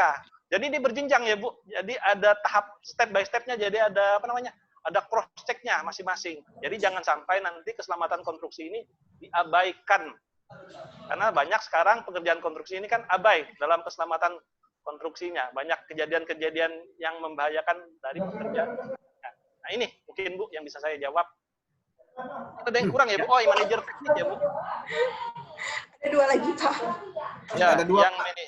Oh ya, kalau yang kedua itu yang apa ya? Saya kok jadi lupa yang kedua itu. Tetap yang manajerial, manajer teknik dan kompleks itu tuh Pak, kompleksitas pekerjaan tadi Pak, resiko dari teknologi. Nah, kalau yang kompleksitas pekerjaan kan tadi sudah saya jelaskan ya Bu. Jadi nanti. Oh ya, tadi udah dijelaskan ya. Kalau yang manajer teknik Bu, kalau ini kan cuma untuk yang besar ya Bu, bukan yang non kecil ya Bu. Hanya untuk yang kualifikasi besar. Dia besar. Ya. Manajer tekniknya disesuaikan dengan kebutuhan Bu. Ini kan di konsultan perancangan kan sudah nyusun spesifikasi ininya. Jadi nanti memang berdasarkan kebutuhan dari PPK-nya nanti yang punya yang perlu personil manajerial atau mengelola secara manajerial. Karena nanti kan manajer teknik, misalnya ruang lingkup pekerjaannya dia ada bukan cuma bangunan gedung, dia ada pekerjaan jalannya juga. Dia ada pekerjaan irigasinya juga. Nah, ini nanti untuk untuk manajer tekniknya mungkin harus ada 3 Ibu. Ada yang manajer buat teknik jalannya, manajer teknik untuk gedungnya, dan manajer teknik untuk irigasinya. Nanti disesuaikan dengan kebutuhan. Tapi jangan sampai nanti mempersyaratkan manajer tekniknya untuk landasan pesawat terbang ya Ibu, karena ada juga manajer teknik kan ada yang khusus untuk landasan pesawat terbang kan, ada banyak macamnya. Itu nanti jadi satu spesifikasi 1 orang gitu ya Pak? 1 orang, ya. Satu orang itu dia hanya sebagai satu jabatan saja. Ya. Jadi jangan sampai nanti Ibu mensyaratkan. Misalnya ahli. Ya, jadi manajer teknik itu dia punya nanti manajer teknik misalnya untuk jalan itu dia punya 2 SKA. Jadi cuma 1 orang 1 SKA saja disyaratkan. 1 jabatan 1 orang. Dan 1 SKA. Begitu juga nanti penyedia nanti untuk menyampaikan. Karena ada juga waktu diskusi sih, Gimana sih kalau penyedia itu manajer tekniknya satu orang aja disampaikan. Dia punya sebagai manajer teknik jalan, manajer teknik gedungnya juga, karena dia punya SKA-nya semua. Nah itu juga nggak boleh Ibu. Satu Karena orang ya Pak ya? satu orang per satu.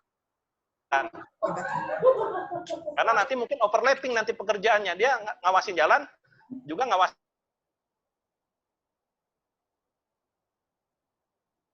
Ci Apralia. Oke. Ya. Terima kasih Pak. Oke, makasih Ibu.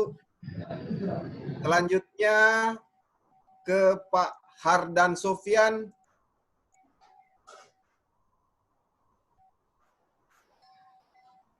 Pak Ardan Sofyan, oke. Oke, siap. Siap, Bapak. Baik, Pak. Assalamualaikum warahmatullahi wabarakatuh. Waalaikumsalam. Saya Ardan dari UKPBJ Lombok Timur, NTB. Jauh di timur nih Pak Ade. Siap. Tapi dekat sekali Pak Ade ini. Dekat. Saya tertarik dengan pernyataan terakhir tentang trust Pak Ade. Siap. Nah, trust between us. Tapi saya pinjam istilahnya Pak Ade, ini masih kualitatif ini Pak Ade. Kami Pokmil perlu untuk menilai kenapa kami harus trust dengan penyedia. Karena faktanya di lapangan, tidak semua penawar itu adalah pemilik pekerjaan, pemilik perusahaan. Dan kami tidak bisa menjas dia bukan pemilik perusahaan sesungguhnya tanpa parameter kualitatif. Nah, apalagi setelah melihat persyaratan yang harus kami nilai sebagai Pokmil, misalnya kami menilai riwayat pengalaman yang bersangkutan. Padahal dalam hanya deskriptif saja, dideskripsikan subjektif oleh si personil. Ya. Lalu di paling bawah itu ada, kalau saya tidak hilap, saya ada pernyataan sanggup digugurkan sebagai personil manajerial. Siap. Artinya jika dia salah, sanksinya bukan kepada si penawar, melainkan sanksinya kepada si penyedia. Kesan saya ini si penawar mengajukan personil manajerial ini menawar secara parsial kepada Pokmil, bukan sebagai subordinat dari penawar jasa konstruksi. Menarik untuk kita diskusikan. Kemudian referensi lagi-lagi. Ya. Di riwayat kan hanya kita melihat kapan dia bekerja di perusahaan mana, tanggal berapa. Padahal di penghujung akhir tadi Pak Ade sampaikan bahwa yang menilai kinerja itu nanti ujungnya pengguna jasa, dalam hal ini diwakili oleh PPK. Karena seringkali daftar riwayat hidup itu kita dapatkan dibuat oleh si penawar tanpa diketahui oleh personilnya sendiri. Nah, ini juga yang mengkhawatirkan saya jika riwayat hidup itu tidak ditandatangani. Jangan sampai, atau sering kali terjadi, itu si penawar ini membuat secara parsial sendiri daftar riwayat hidup untuk personilnya, bahwa padahal personilnya belum dihubungi, seperti itu. Itu ada case. Nah, ini kita perlu parameter kuantitatif yang supaya kita objektif sebagai Pokmil untuk mengatakan Anda tidak menghubungi dan lain sebagainya. Lalu sanksi itu menggelitik saya. Apakah tidak sebaiknya sanksi itu diberikan kepada si penawar atau perusahaan yang menawar, bukan kepada personil? Kan kadang-kadang personil tidak tahu ya digunakan atau tidak. Lagi pula pada praktiknya dia akan digunakan jika dia menang. Kan begitu. Nah, tidak tanda tangan, sudah saya sampaikan. Tidak tanda tangan, tidak gugur, ini debatable juga ini Pak Ade. Jangan sampai tidak diketahui oleh penyedia, lalu dia upload saja oleh si penawar ini tanpa pengetahuan personilnya. Sehingga ini rahasia umum lah, rahasia umum di kita di Pokmil. Ya. Satu lagi tentang keberadaan SKT dan SKA itu. Kita tidak bisa menilai, Pokmil misalnya tidak sampai penilaiannya apakah ada SKT atau ada SKA-nya seperti itu. Atau sesuai apa enggaknya ya Pak? Sesuai atau enggaknya. Lalu bola panas ini kita berikan kepada PPK. Jadi seolah-olah nanti ada setengah pemilihan lagi di ruang PPK nanti itu. Karena pada sebelum-sebelumnya kita gunakan ini sebagai validasi apakah yang bersangkutan benar atau tidak. Ini saja hal-hal yang kami tanyakan dari Lombok. Mohon pencerahan Pak Ade. Terima kasih sebelumnya. Siap Bapak. Wah, inilah Pak kita yang harus membangun trust atau kepercayaan. Trust atau kepercayaan bukan cuma asal percaya ya Pak. Makanya karena makanya di dalam kita itu percaya cuma terhadap DRH-nya Pak, bukan terhadap datanya. Jadi daftar riwayat hidup, daftar riwayat pekerjaannya kan bisa dua Pak dia menyampaikan. Bisa salah satu milih. Dia bisa cuma menyampaikan daftar riwayat riwayat pekerjaannya, itu cuma bisa ditandatangani atau tidak, itu nggak gugurkan kan Pak? Ya. Daftar riwayat ininya. Atau dia bisa menyampirkan referensi nantinya. Nah, walau kedua-duanya itu, kita kalau misalnya kita nggak percaya, Bapak masih belum ini kan kita bisa minta klarifikasi, kita klarifikasi. Klarifikasinya banyak caranya Bapak. Kalau misalnya dia cuma menyampaikan daftar riwayat daftar riwayat pekerjaannya saja, mungkin kita minta klarifikasi ke penyedia jasa atau pelaku usahanya, Bapak. Jadi bagaimana dia membuktikan bahwa riwayat dia memiliki memiliki pengalaman sesuai yang dia sampaikan. Kenapa sih dia cukup menyampaikan daftar riwayat tersebut, Bapak? Mungkin kan karena waktu, Pak. Karena kita kan kalau dalam pemilihan tender atau tender pekerjaan konstruksi, waktunya kan sangat mepet, Pak. Pendek, cuma 5 hari. Kalau kita perhitungkan sampai dengan ini pemasukan penawaran, ini kan cuma nggak sampai seminggu kan, Pak.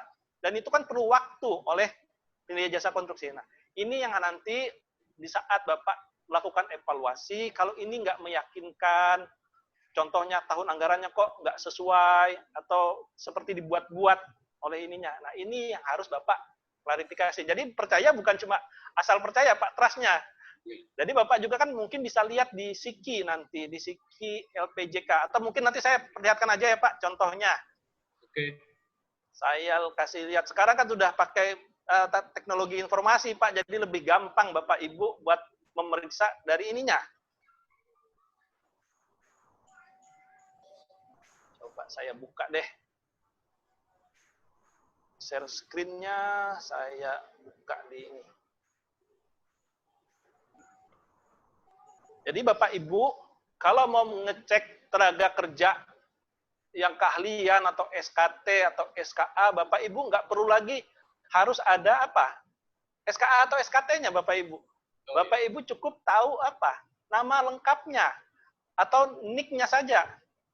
Nah, contohnya, saya mungkin cari punyanya Pak Muklis nih. Pak Muklis kan paling banyak nih namanya. Ini saya tinggal cari ini Pak. Ini udah kelihatan ya Pak Arthur ya? Pak Arthur ya?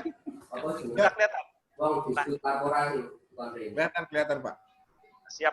Ini kan kelihatan. Kita mau cari apa? Tenaga ahli lah. Pak Muklis kan nggak mungkin. Tenaga terampil pasti tenaga ahli lah. Ya ahli juga nggak ada kalau Pak Muklis Pak. Harus ini dari fokus. Ada ini.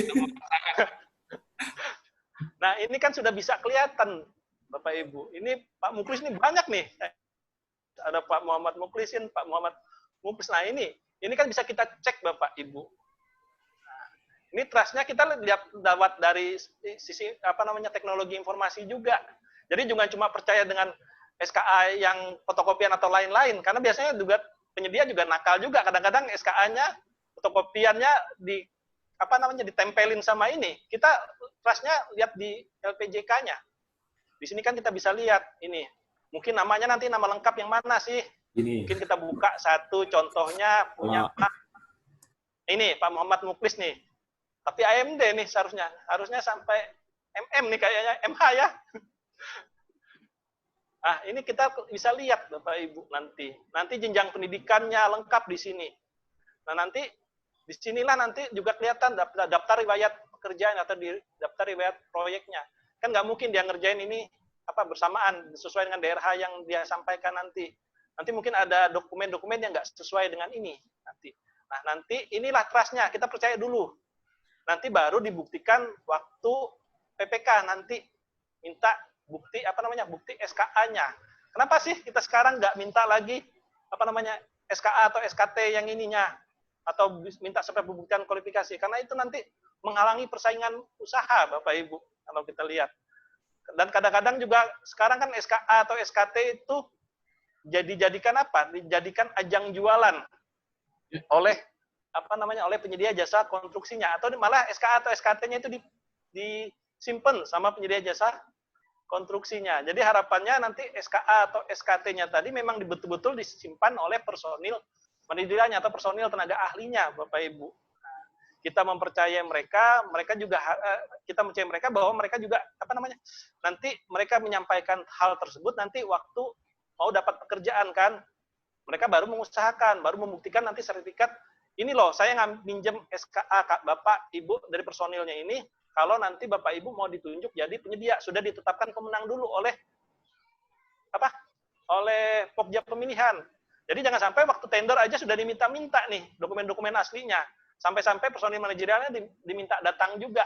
Dan kadang-kadang ada yang sampai diminta sampai kayak beauty contest, disuruh presentasi. Ini kata saya trust-nya. Trust-nya kita percaya dulu dokumen-dokumennya yang disampaikan. Nah, nanti dibuktikan pada saat apa? Pada saat pre-award meeting dengan PPK. Nah, ini sanksinya keras loh, Bapak Ibu. Kalau dia memalsukan dokumen-dokumen ini, atau dia tidak bisa membuktikan kepada PPK, bukan cuma saksi administrasi kalau dia memalsukan ya, atau dia meminjam tanpa memberitahu kepada personil manajerialnya. Ini malah bisa dimasukkan ke daftar hitam. Jadi yang kena daftar hitam bukan personil manajerialnya ya Bapak Ibu, itu adalah penyedia jasa konstruksinya atau pelaku usahanya ya Pak. Dari Pak siapa tadi? Pak Arthur, saya sampai lupa nama beliau. Pak Madan Sofyan. Pak Madan Sofyan dari NTB ya. Nah seperti itu Pak. Jadi memang banyak relaksasi. Jadi kita anggap kita kasih mudah, tapi jangan sampai pelaku usaha juga membohongin kita. Kalau dia membohongin kita, dia memberikan dokumen-dokumen yang nggak sesuai, DRH-nya nggak sesuai, atau referensinya dia dia ini kan beri dia sanksi yang paling berat. Artinya sanksi apa? Sanksi daftar hitam. Ajukan kepada PA, KPA bahwa dia memalsukan. Malahan bukan cuma sanksi daftar hitam ya Pak Arthur ya. Kalau dari pemalsuan dokumen seperti itu malah bisa dibawa ke Pak Muklis nih yang paling tahu. Kalau pemalsuan dan lain-lain ini malah bisa ke delik pidana nantinya. Karena pemalsuan atau pemakaian nama orang. Dia mau menggunakan nama orang tanpa izin nantinya. Personil manajerialnya nanti atau personil atau yang pemilik SKA atau SKT-nya, tenaga ahlinya nanti malah bisa menuntut dari ini, dari dari pelaku usahanya. Karena apa? Menggunakan data atau dokumen yang dia miliki ya. Mungkin itu Pak. Ya, terima kasih banyak Pak Ade. Lanjut ke Bapak Muhammad Darwis. Silakan Pak Muhammad Darwis di unmute. Ya, terima kasih. Assalamualaikum warahmatullahi wabarakatuh. Waalaikumsalam warahmatullahi wabarakatuh. Baik Pak Ade, Yap. terima kasih banyak atas kesempatannya Pak Moderator. Memang di Permen sekarang Pak dikatakan trust, ya memang banyak perubahan ya. Ada bahwa SK itu dibuktikan pada saat PAM, segala macam. Tapi ini juga berlanjut dari pertanyaan teman-teman kami, dari saya. Pertama tadi itu adalah yang menengah atau besar. Tadi itu kan manajer teknik, manajer pelaksana, keuangan, sama ahli K3. Ya. Ya, untuk besar ini kan dikatakan manajer teknik mulai tadi dikatakan boleh lebih sesuai dengan PPK yang dia minta. Ya. Nah, seperti kami biasanya misalnya JS, QCM dan segala macam. Terus kalau saya pernah melihat bahwa itu pekerjaan loan segment itu kan memerlukan banyak manajer teknik nih. Apakah itu kita terima dari PPK sesuai dengan PPK punya ini? Yang saya ingin pertanyakan adalah pengalamannya Pak. Ya. Yang dia pengalamannya itu kan dia minta misalnya ada yang 4, ada yang 5, 5 ada tahun, yang 6, 10 tahun ya. ada yang 7 tahun. Nah, kami di Pogja, walaupun kami di KPBJ, khususnya di BP2JK ini, sebelum dari sirup, paket-paket itu kan ada namanya tim pelaksana, Pogja dan tim peneliti. Ya, Nah, tim pelaksana inilah pendampingan untuk menetapkan itu sebelum ke review ke Pogja.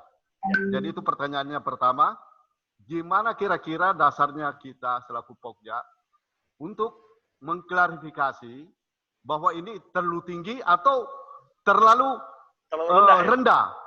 Ya, karena ini kan mengkompetisikan sesuatu jangan sampai pada saat kita melaksanakan pekerjaan nggak ada yang masuk atau sebaliknya begitu. Ya, itu satu, Pak. Siap. Terus yang kedua, ini masih lanjut tadi ini, terhadap personil itu biasanya penyedia menyampaikan ada cadangan. Ya, penyedia cadangan. Ya, cadangan. Apakah ini dipersyaratkan? Sedangkan yang bisa dipersyaratkan bisa lebih dalam kuantitasnya itu pada manajer teknik. Sedangkan di JS ada namanya, ada cadangannya. Ada di manajer teknik, ada. Itu biasa penyedia memberikan begitu. Ya. Nah, itu yang kedua, khusus manajerial, Pak ya. Untuk tadi kalau saya nggak salah, untuk pengalaman ahli K3 ini, Pak. Ya. Tadi sudah dikatakan bahwa kalau sudah ahli madya pasti pengalamannya udah 3 tahun. Ya. Kan gitu. Nah, jika dia memasukkan ahli madya, apakah pengalamannya udah tidak dilihat lagi? Itu gitu loh. Karena biasanya persyaratan ditambahkan pengalaman. Artinya diperiksa lagi. Siap. Apakah kita sudah cukup percaya bahwa ahli madya itu sudah pasti 3 tahun? Kalau diminta 3 tahun, itu. Nah, kedua, ada juga di kecil ini adalah petugas ketiga. Ya. Petugas ketiga, itu kita bisa melihat dari mana? Karena biasanya petugas itu sertifikatnya kan nggak bagaimana ya? Hanya berupa sertifikat, dia kasih masuk, ada yang biasa ikut cuma sosialisasi bahwa saya sudah, ya gitu loh. Siap, nah, itu tingkatan keabsahannya. Terus yang tadi juga saya dengar bahwa sistem perhitungan pada konstruksi adalah per tahunnya. Kalau multi years misalnya 3 tahun, jadi hitung 3 tahun pengalamannya. Ya, tahun anggaran. Nah, pertanyaan saya, tahun peranggaran. Nah, misalnya, katakanlah ada suatu paket, dia di addendum dengan memberikan suatu justifikasi bahwa itu masuk akal, tapi pekerjaannya itu lewat sampai Januari. Berarti kan 2 tahun anggaran. Ya. Apakah itu dihitung 2 tahun pada satu paket atau gimana? Ini di luar multi years, Pak ya? Ya, multi years. Ya. Terus kira-kira untuk SKA ini, Pak. SKA tadi sudah dikatakan dibuktikan nanti pada Adek dicatat, Adek ya. Nanti kayaknya satu-satu deh saya bacain ini, saya jadi Pak Darwis. Mungkin satu-satu dulu ya, Pak. Karena saya... ini dapat, masih ada 2 ini. Nanti ini melanjutkan saja, Pak. Kalau saya diberi kesempatan, tapi kalau tidak ya, saya off-kan, Pak. Ya, saya harus menghormati forum. Siap, Pak. Ya. Nah, SK ini sebetulnya saya tidak kritik. Ya, inilah permen kita, bahwa itu memang adalah trustnya. Coba permasalahannya begini. Ini barangkali khusus SK saya ngusul sih, di penerbitnya LPJK. Kenapa SKA itu di belakangnya tidak dilampirin aja pengalamannya? Benar. Harus kita membuat siki lagi dan segala macam. Iya kan, Pak? Kalau dilihat itu begitu dibuka, sudah ada kan pengalamannya di SKI itu. Benar sekali, Pak. Kita lagi tidak melihat sudah dihitung berapa tahun. Nah, itu masukan saja sih. Terus yang terakhir, tadi terkaitan di riwayat pengalaman dengan referensi. Ya. Referensi ditandatangani oleh pengguna jasa. Daftar riwayat pengalaman bisa ditandatangani oleh personilnya, bisa juga ditandatangani barangkali oleh direktur penyedianya. Nah, sekarang pertanyaan saya, mengapa tidak disatukan saja, Pak? Pada saat dia ngupload, harus ada daftar riwayat, harus ada referensi. Karena kalau cuma daftar riwayat pekerjaan, kita kan mengklarifikasi lagi. Pokoknya akan mengklarifikasi lagi, karena itu cuma daftar paket. apa betul enggak ini paketnya itu? Dikeluarkan oleh pengguna jasa.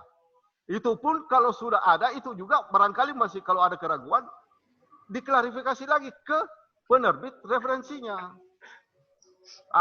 Kenapa kita harus ini Pak, sedangkan waktu POP-nya ini sangat terbatas gitu loh.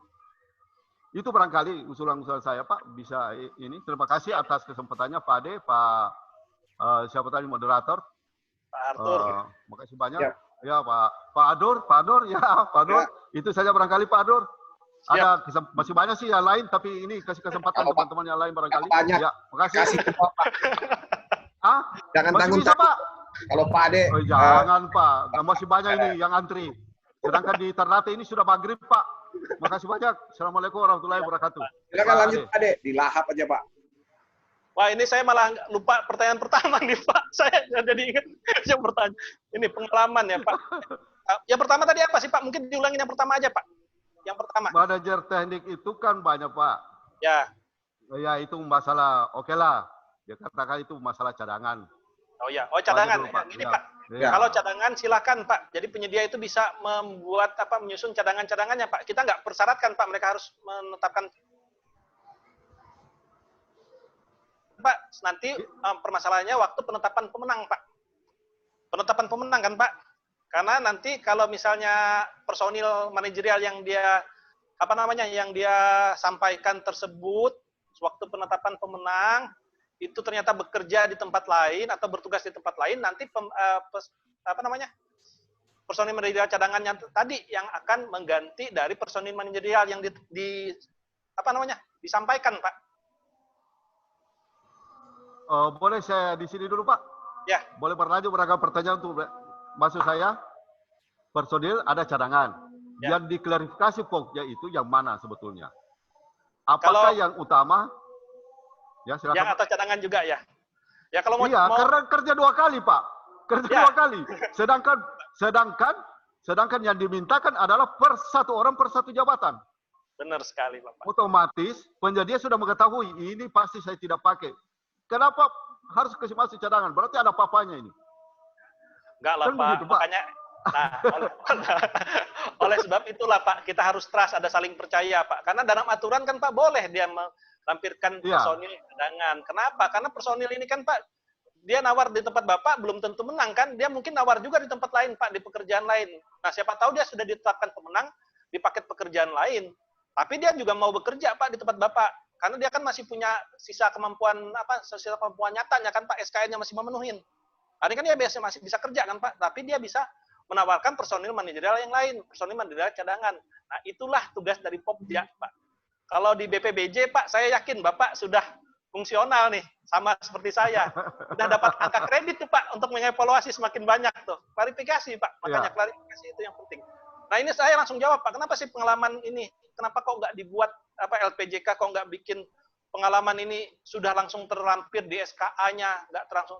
Ini ke depan Pak, mulai tahun ini sih Pak kayaknya, di lingkup Kementerian PUPR, tempat Bapak di BP2JK, itu personil manajerial, baik itu, baik untuk pengalaman perusahaan dan lain-lain itu Pak, ada aplikasinya nanti Pak. Mereka wajib mengisi. Ya. Nanti tahun depan pengalaman itu Pak, itu wajib diisi nanti. Nah, nanti ke depannya nanti akan disinkronisasikan dengan LPSE Pak seluruh Indonesia. Itu kan seharusnya sudah diisi semua Pak. Termasuk di rancangan di kontrak kan Pak harus diisi semua kan? Itu kan termasuk dalam lampiran kontrak. Nah, ini yang nanti jadi data digital kita Pak. Jadi nanti mereka waktu pengurusan naik kompetensinya dari jenjang muda ke jenjang madya atau ke utama, jadi nggak perlu lagi Pak dia membuktikan dan lain-lain, karena kita punya rekam digitalnya Pak. Nah ini ke depan Pak, ini akan diperbaikin ke depan. Tapi sekarang ya kita cuma bermodalkan trust Pak atau kepercayaan sih sekarang. Nah, iya Pak. Ini yang boleh yang ini Pak. Ya. Boleh nah kalau yang untuk klarifikasi Pak, Bapak klarifikasi itu apa yang Bapak rasa Bapak tidak percayai, apa yang Bapak anggap ini perlu diklarifikasi. Bapak bisa lihat rekam jejak dari penyedianya. Jangan cuma lihat dari rekam jejak dari personil manajerialnya, Pak. Rekam jejak dari penyedianya. Kira-kira penyedia ini Penyediaannya penyedia nakal nggak? Dia punya rekam jejak jelek nggak? Bapak kan sudah, apalagi di PP2JK, Bapak saya kayaknya kalau penyediaannya sih itu aja Pak, saya yakin. Bapak kira-kira kalau penyedia Ya justru ini nakalnya di justru mana itu sih? Pak. Ya, karena Bapak Justru sudah itu, paham Pak. penyediaannya. Kalau Iya. misalnya penyediaannya Karena- nakal, artinya Bapak perlu klarifikasi benar-benar. Makanya sekarang juga, ini juga mengamankan Pokja, Pak. Jadi jangan sampai Pokja terlalu jauh untuk apa? Menilai atau membuktikan kualifikasi dari personil manajerialnya. Nanti karena apa? Nanti kalau waktu di persidangan atau ada nanti permasalahan, Ya, nanti betul. Pokja terseret-seret kan Pak. Kenapa nggak buktikan? Kenapa nggak hadirkan? Dengan adanya PM 14 tahun 2020 ini, kita bisa lepas Pak Pokja. Itu nanti tanggung jawabnya PPK. Kenapa? Karena nanti yang mengetahui dia bekerja apa enggak di lapangan itu siapa sih Pak? Yang tahu yang tahu kemampuan atau tahu kemampuan manajerialnya atau kemampuan dalam mengendalikan pelaksanaan pekerjaan, mengorganisasikan itu nanti yang berhubungan adalah PPK Pak. Jadi makanya kita cuma trust aja Pak, kepercayaan bahwa yang dia sampaikan ini benar. Nanti untuk pembuktian itu nanti dibuktikan di lapangan oleh PPK nanti. Benar nggak nanti personil manajerial ini memang benar-benar punya kualifikasi atau punya pengalaman sesuai yang dia sampaikan dalam daftar riwayat ininya. Dan itu juga kenapa cuma salah satu Pak, kan ini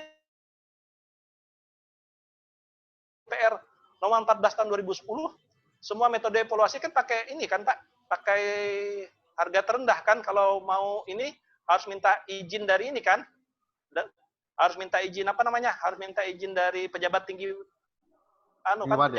iya kan, kalau untuk sistem nilai dan ambang batas kan. Sistem nilai. Ya. Nah, ini kalau minta izin kan pasti sistem gugur. Harga terendah. Harga terendah sistem gugur. Ya.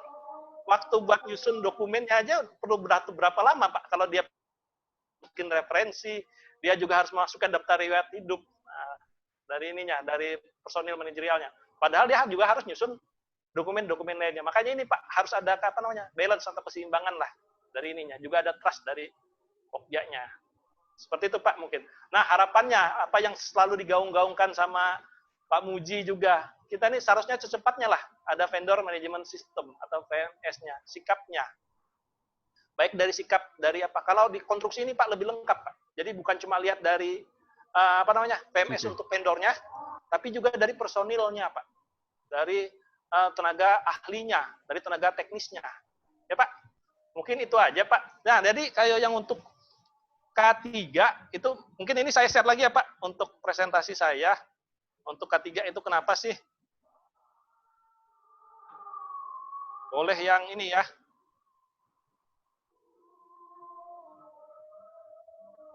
Sebentar Bapak. Nah ini coba kita kembali ya di sini. Ini saya sambil lewat aja sih Pak. Kalau di Bapak mungkin sudah ikut berapa kali nih sosialisasi dari Pak Dir sama timnya. Iya. Ini Pak Fani. Ya, Pak Fani nih. Saya cuma bantu Pak Fani biasanya, Pak. Ini kalau kecil kan Pak cuma petugas K3. Nah, petugas K3 ini apa sih sertifikat yang dibutuhkan? Bukan sosialisasi, Pak, tapi memang dia ditetapkan sebagai petugas K3. Karena sertifikat sosialisasi bukan sebagai dia ditetapkan sebagai petugas K3 kan, Pak. Dia harus punya pengalaman kan, Pak, kalau jadi petugas K3. Dia harus dari latar belakang ASMED ya kalau nggak salah. Ya, ASMED ya, yang mekanikal, elektrikal, dan teknik kan. Ya. Arsitek, sipil, mekanikal, elektrikal, dan apa T-nya itu. Dan tata lingkungan ya Pak. Harus punya dasar tata lingkungan. Baru dia, walaupun dia ikut sosialisasi, dia bisa dapat jadi petugas K3-nya. Kalau dia bukan dari ASMED kan dia harus ikut apa? Uji kompetensi kan Pak, kalau nggak salah. Iya. Nah, itu Pak. Jadi kalau dia cuma ikut sosialisasi, tapi dia punya latar belakang ASMED-nya, nah itu nggak apa-apa Pak. Dia dijadikan sebagai petugas K3 karena dia punya dasar. Tapi kalau untuk ahli muda itu kan nanti diatur kalau nggak salah di PM Peraturan Menteri PUPR nomor 21 kan Pak tahun 2019 tadi. Yang untuk ahli muda K3 itu 3 tahun itu setara dengan apa? Ahli madya K3. Itu boleh Pak ditawarkan lebih tinggi. Misalnya kalau untuk kriteria sedang kita mintanya ahli muda K3 3 tahun. Boleh nanti penyedia nyampaikan ahli media. Tapi dia nggak perlu nggak perlu melampirkan ini, nggak perlu terpenuhin pengalamannya, Pak, karena dia dapat ahli media kan sudah 3 tahun, Pak, syaratnya. Dia harus punya pengalaman 3 tahun kan. Sama kalau dia di besar ahli media K3 3 tahun itu bisa diganti ahli utama walaupun tanpa pengalaman sebagai ahli utamanya. Mungkin seperti itu ya, Pak. Ya. Ya, Bapak. Oke, terima kasih. Ya, Bapak. Siap, Bapak. Siap. Terima kasih, Pak De. Ya, Bapak. Sama-sama. Tapi jangan disamakan ya, Pak, nanti untuk SKT pelaksana. Jangan diganti sama SKA. Karena SKT Ya, sama benar. SKA berbeda kualifikasi. Berbeda ya. SKT Ya, itu kan ya. keterampilan, Pak. Dia itu Keterampilan, bisa ya. melakukan pekerjaannya. Kalau diganti SKA, dia nanti cuma bisa nganalisa, Pak. Cuma bisa bikin ini, analisanya saja. Ya. Kecuali yang ini Ya. ya, Bang. Kecuali yang K3 ya. Kecuali K3. Kalau K3 Ya. bisa digantikan. Pak Muji Santoso itu sudah bergabung, Bang? Kalau mungkin mau menambahkan Pak Muji. Silakan. Pak Muji nih. Ya, Siap, Bapak. Dan tadi Pak, satu paket itu yang selain multi-years. Oh ya, multi-years. Jadi ada paket, Pak, yang nggak multi-years, Pak. Cuma nggak sampai ini. Cuma dia diberi kesempatan kan, Pak. Ya. Itu tetap dibikin 2 tahun anggaran, Pak, karena dia melewati tahun anggaran. Karena kan pembayarannya kan tetap di tahun anggaran selanjutnya. Jadi dia bekerja itu di 2 tahun anggaran, Pak. Jadi dihitung 2 pekerjaannya, walaupun di satu paket pekerjaan. Dihitung 2, Pak. Ya, dihitung 2 tahun dia pengalamannya. Bisa, ya maksudnya adendum Pak yang diberikan, adendum Ya, perpanjangan tetap waktu. sama, Pak. Tetap 2 tahun dia. Karena dia walaupun Oke. dapat pekerjaan nanti, Pak, di tahun anggaran tersebut, dia kan nggak dihitung, Pak, pekerjaannya. Karena dalam tahun anggaran yang sama, walaupun dia punya 5 atau 10 paket pekerjaan, dia tetap dihitung pengalamannya 1 tahun anggaran. Iya. Itu ya, Pak. Terima kasih, Pak. Ya, Bapak. Oke. oke Pak Muji sudah hadir, mungkin bisa nambahkan. Muji. Saya bukan Selamat sore, menambahkan, Iya. saya Suhu, menyimak suhu, aja. suhu. Suhu dulu, suhu. Cuman yang perpanjangan waktu tadi, Pak, pemberian kesempatan itu dihitung setahun lah itu. Walaupun Oh, ambil 50 hari. tahun. Hitung setahun. Kalau multi years bisa 2 tahun. Kalau multi pemberian kesempatan kan bukan multi years. Nanti dia tambah lambat lagi deh, tambah panjang pengalamannya. Ya. Ya. 2 tahun, Pak, suhu ya, suhu ya. Bagi saya belum suhu, Pak. Karena bagi saya memahami Perpres Oh, 14 Pak ini, Hulis. persoalan terberat saya ya masalah personel manajerial, Pak. Kedua, mengenai K3. Itu saya pusing-pusing kalau memahami itu. Untuk Pak Ade hadir dalam kesempatan yang berbahagia ini, ya semuanya bisa dijelaskan oleh Pak Ade tambah jelas, tambah yakin ya. Sehingga Pak Dawes bisa kasihnya melebar. Ya, Pak. Saya ucapkan terima kasih Pak. pada Pak Ade Kristianto. Nanti berlanjut lagi. Siap, Itu aja, Bapak. Pak. Atur. Ya, terima Ya, kasih silakan dilanjut. Pak Muji. Kita masih ada 6, ya 1, 2, 3, 4. 4 ini kayaknya ada yang udah dari jam 1, kan? Raise hand. Nah, mungkin kita terakhir lah, kan? Ya, silakan Pak Atur. Ya. Pak Atur kewenangan memutuskan. Pak Ade bagaimana? Apakah masih sanggup, kan? Siap, Masih ada Bapak. yang banyak yang ini ya, rasen ya. Masih ada 3, kan?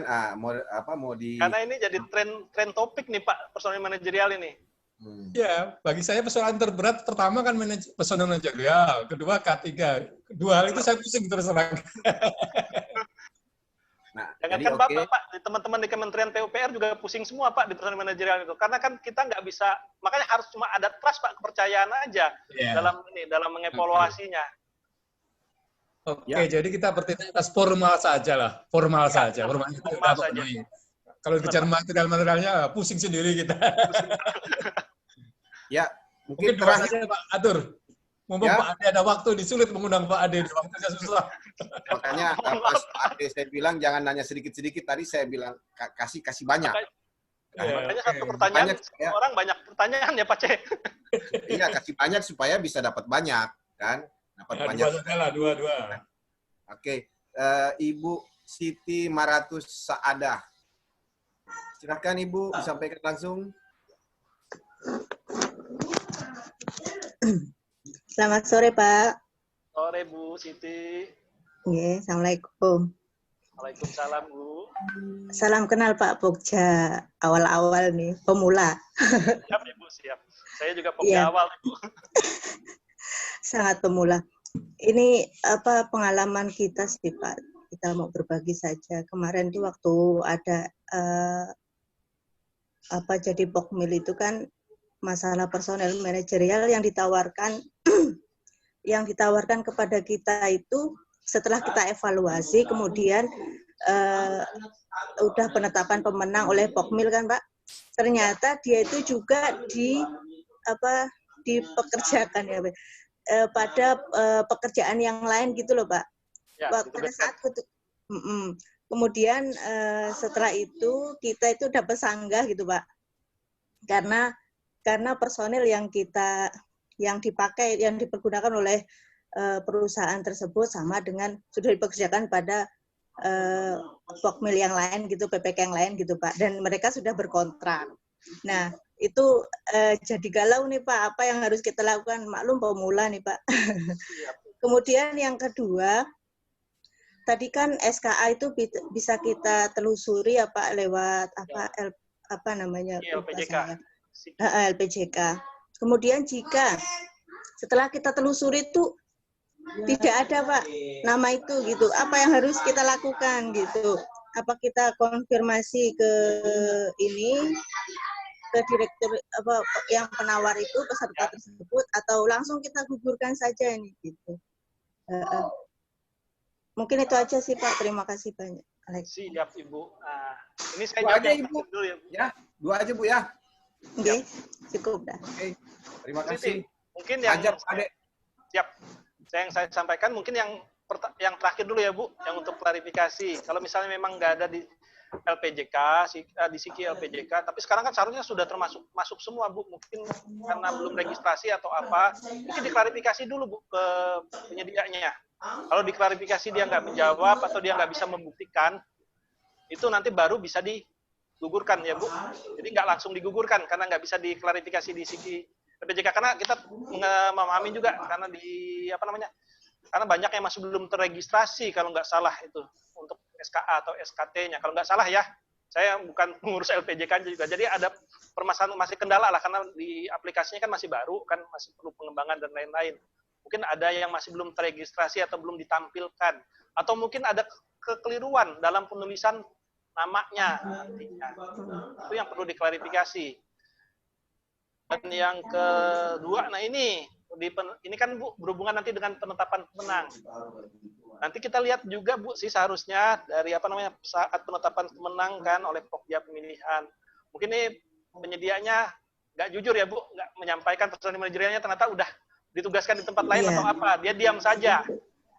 Nah, ini kan kita harus lihat juga sih Bu, kan kalau di KP instruksi kepada peserta di poin 3/4 kalau nggak salah itu di penetapan pemenang itu kan banyak syarat-syaratnya Bu, boleh dia digugurkan nantinya, tapi ini kan permasalahannya sudah ditetapkan ya Bu. Iya. Di SPB dia mengklarifikasi lagi apakah personil ini masih bisa ditugaskan apa enggak. SPBJ sudah keluar nggak Bu atau masih belum? Waktu belum. Waktu itu belum, masih penetapan kita sudah tetapkan, kemudian disanggah sama peserta lain gitu. Ya, mungkin disampaikan aja Bu dalam sanggahnya mungkin nanti itu diklarifikasi sewaktu di SPPBJ-nya aja Bu, di rapat di pre-award meeting-nya atau di rapat persiapan penunjukan nanti disampaikan ke PPK agar PPK kalau misalnya memang personil manajerialnya itu nggak ada cadangannya Bu, dia itu sudah ditugaskan di tempat lain, artinya dia digugurkan Bu nanti di SPBJ-nya, dia nggak berhak untuk ditunjuk sebagai, bisa diundang penyedia yang keduanya. Kalau menurut saya ya Bu, kalau dari kita lihat dari IKP-nya, karena kan dia kalau lihat dari kontraknya juga tapi itu bukan buat pekerjaan konstruksi ya. Kalau saya lihat sih dari IKP-nya untuk personil itu kalau dapat ditetapkan sebagai pemenang pada satu paket pekerjaan konstruksi sebagaimana hurufnya dikecualikan dengan syarat apa? Karena ada dikecualikan kan Bu di bawahnya. Iya. Tumpang tindih itu ya. ya sebagai kepala proyek atau general superintendent, yes, dengan ketentuan maksimal 3 paket bersamaan. Nah, personilnya itu apakah sebagai kepala proyek apa enggak, Bu? Nah, itu lihat dulu personil manajerialnya. Itu kemarin tuh bukan dia, bukan kepala proyek. Tapi sebagai apa, Bu? Bukan. Waktu itu sebagai administrasi dan keuangan apa ya, lupa saya. Kalau nggak Jadi dia salah nggak ikut itu yang aturan PUPR yang nomor 14 ya, Bu? belum, orang itu tahun kemarin. Oh, tahun kemarin ya. Iya, tahun kemarin gitu. Dan setelah itu kan kita sudah tetapkan gitu. Waktu sudah kita tetapkan, kemudian sanggah gitu. Terus kita konfirmasi sama mereka harus mengganti personil di administrasi teknis itu dengan personil lain gitu atau bagaimana gitu. Kalau mengganti nggak boleh, Bu, karena dia nanti jadi post bidding, Bu, nanti. Jadi kalau dia mengganti nggak boleh. Jadi dia nggak boleh mengganti nantinya post bidding. Kalau dia memang di saat sanggah atau di rapat persiapan penunjukan penyedia nanti dia nggak memang dibuktikan bahwa itu sama dan juga jadwal penugasannya kan, ya, jadwal penugasannya itu tumbang tindih atau per lab, Bu. Nah, itu harus digugurkan intinya. Dan juga tidak ada personil cadangan ya, Bu. Jadi itu harus dia tidak berhak ditunjuk oleh penyedia oleh PPK nanti sebagai penyedia nanti. Untungnya kemarin mereka menyadari nih pesertanya kemungkinan waktu membuat penawaran itu kan dia bersamaan. Ya, dia sama personilnya itu loh. Setelah akhirnya kita klarifikasi setelah ada sanggah itu kita klarifikasi kepada PPK Pokmil kok PPK. Pokmil yang lain yang di tempat itu tuh ternyata di sana sudah diganti. Yang di sana loh di tempat yang sudah dimenangkan itu, yang menang itu sudah diganti itu. Siap. Okay. Karena dia juga bisa nanti tugasannya kan bisa digantikan juga kalau yang di sana, yang sedang berjalan. Kalau dia mau menang juga yang sudah berjalan itu yang mereka ganti. Ya. Mungkin mereka baru sadar sama dia personilnya. Yang penting nggak overlapping, Bu, penugasannya. Iya, kan diganti sama yang lain. Terima kasih, Pak. Siti, terakhir adalah silakan ke Ibu Yuyu. Perempuan semua. Silakan Ibu Yuyu. Bisa di ini. Ya, silakan Ibu Yuyu. Wabarakatuh. Waalaikumsalam. Ini Pak.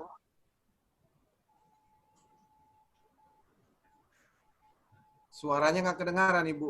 Ibu mengunmute diri sendiri. Ya, halo. Assalamualaikum, ada ya? Ya, jelas, Bu.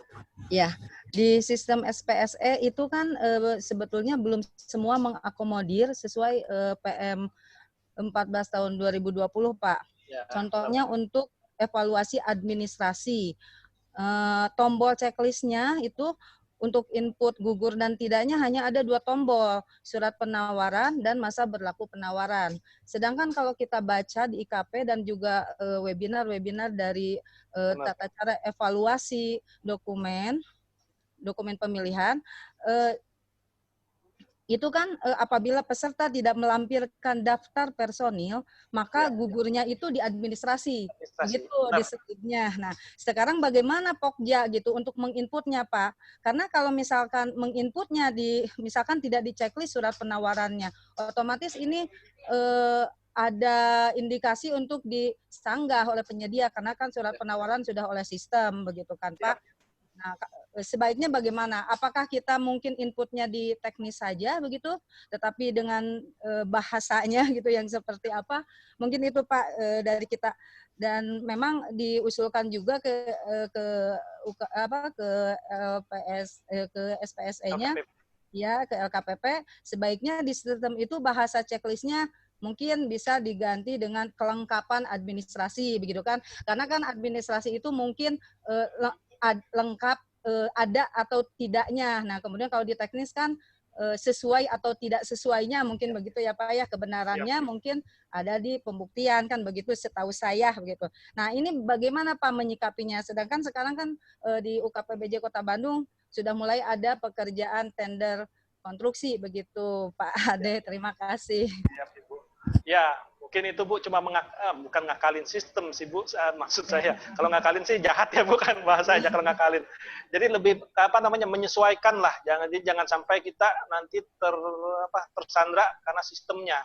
Jadi memang yang disampaikan juga beberapa kali kita pertemuan dengan Pak Fani juga dan rekan-rekan di Kementerian PUPR sudah banyak diusulkan nanti perubahan-perubahan untuk SPSE-nya. Nanti mungkin ditunggulah Bu untuk pengembangan SPSE-nya nanti disesuaikan dengan PM 14 tahun 2020 ini khususnya untuk pekerjaan konstruksi khususnya kan kalau kita lihat juga untuk evaluasi kan Bu ada yang berbeda kan. Kalau di dalam ini kualifikasi kan kalau di aplikasi kan harus kualifikasi dulu kan Ibu, evaluasi dulu kan, baru boleh gini. Padahal kalau di dalam IKP harus dari belakang dulu kan, administrasi, setelah itu teknis dulu, baru lulus teknis, baru evaluasi kualifikasi. Kalau di aplikasi kan enggak. Nah saran saya Bu, Ibu tetap bikin secara manual, sesuai dengan IKP-nya, nanti baru dituangkan dalam berita acara, nanti diupload nanti. Nanti Ibu menggugurkan sih nggak masalah, nanti bukan di administrasi Bu, di teknis mungkin saja ya. Di teknis saja nanti. Tapi di berita acaranya sampaikan Bu rinci nanti. Mungkin kan ada berita dokumen lain kan Bu bisa diupload kan, atau berita acara lainnya, berita acara tambahannya. Nanti disesuaikan berita acara lainnya itu yang disesuaikan dengan tata cara evaluasi di PM 14 tahun 2020. Karena apa? Karena berita acara kita kan harus sesuai sama aplikasi kan Bu, tinggal kita cetak kan, upload lagi kan. Nah, itu yang menjadi permasalahan nanti. Apalagi nanti harus menceklis kualifikasi yang lulus dulu semua, baru ke teknis. Padahal Ibu belum mengevaluasi kualifikasi kan, harus evaluasi teknis dulu. Nah, itu dibuat di dalam berita acaranya Bu. Itu yang nanti diupload. Berita acaranya sesuaikan dengan PM 14 tahun 2020 ya Bu. Seperti itu Bu saran saya.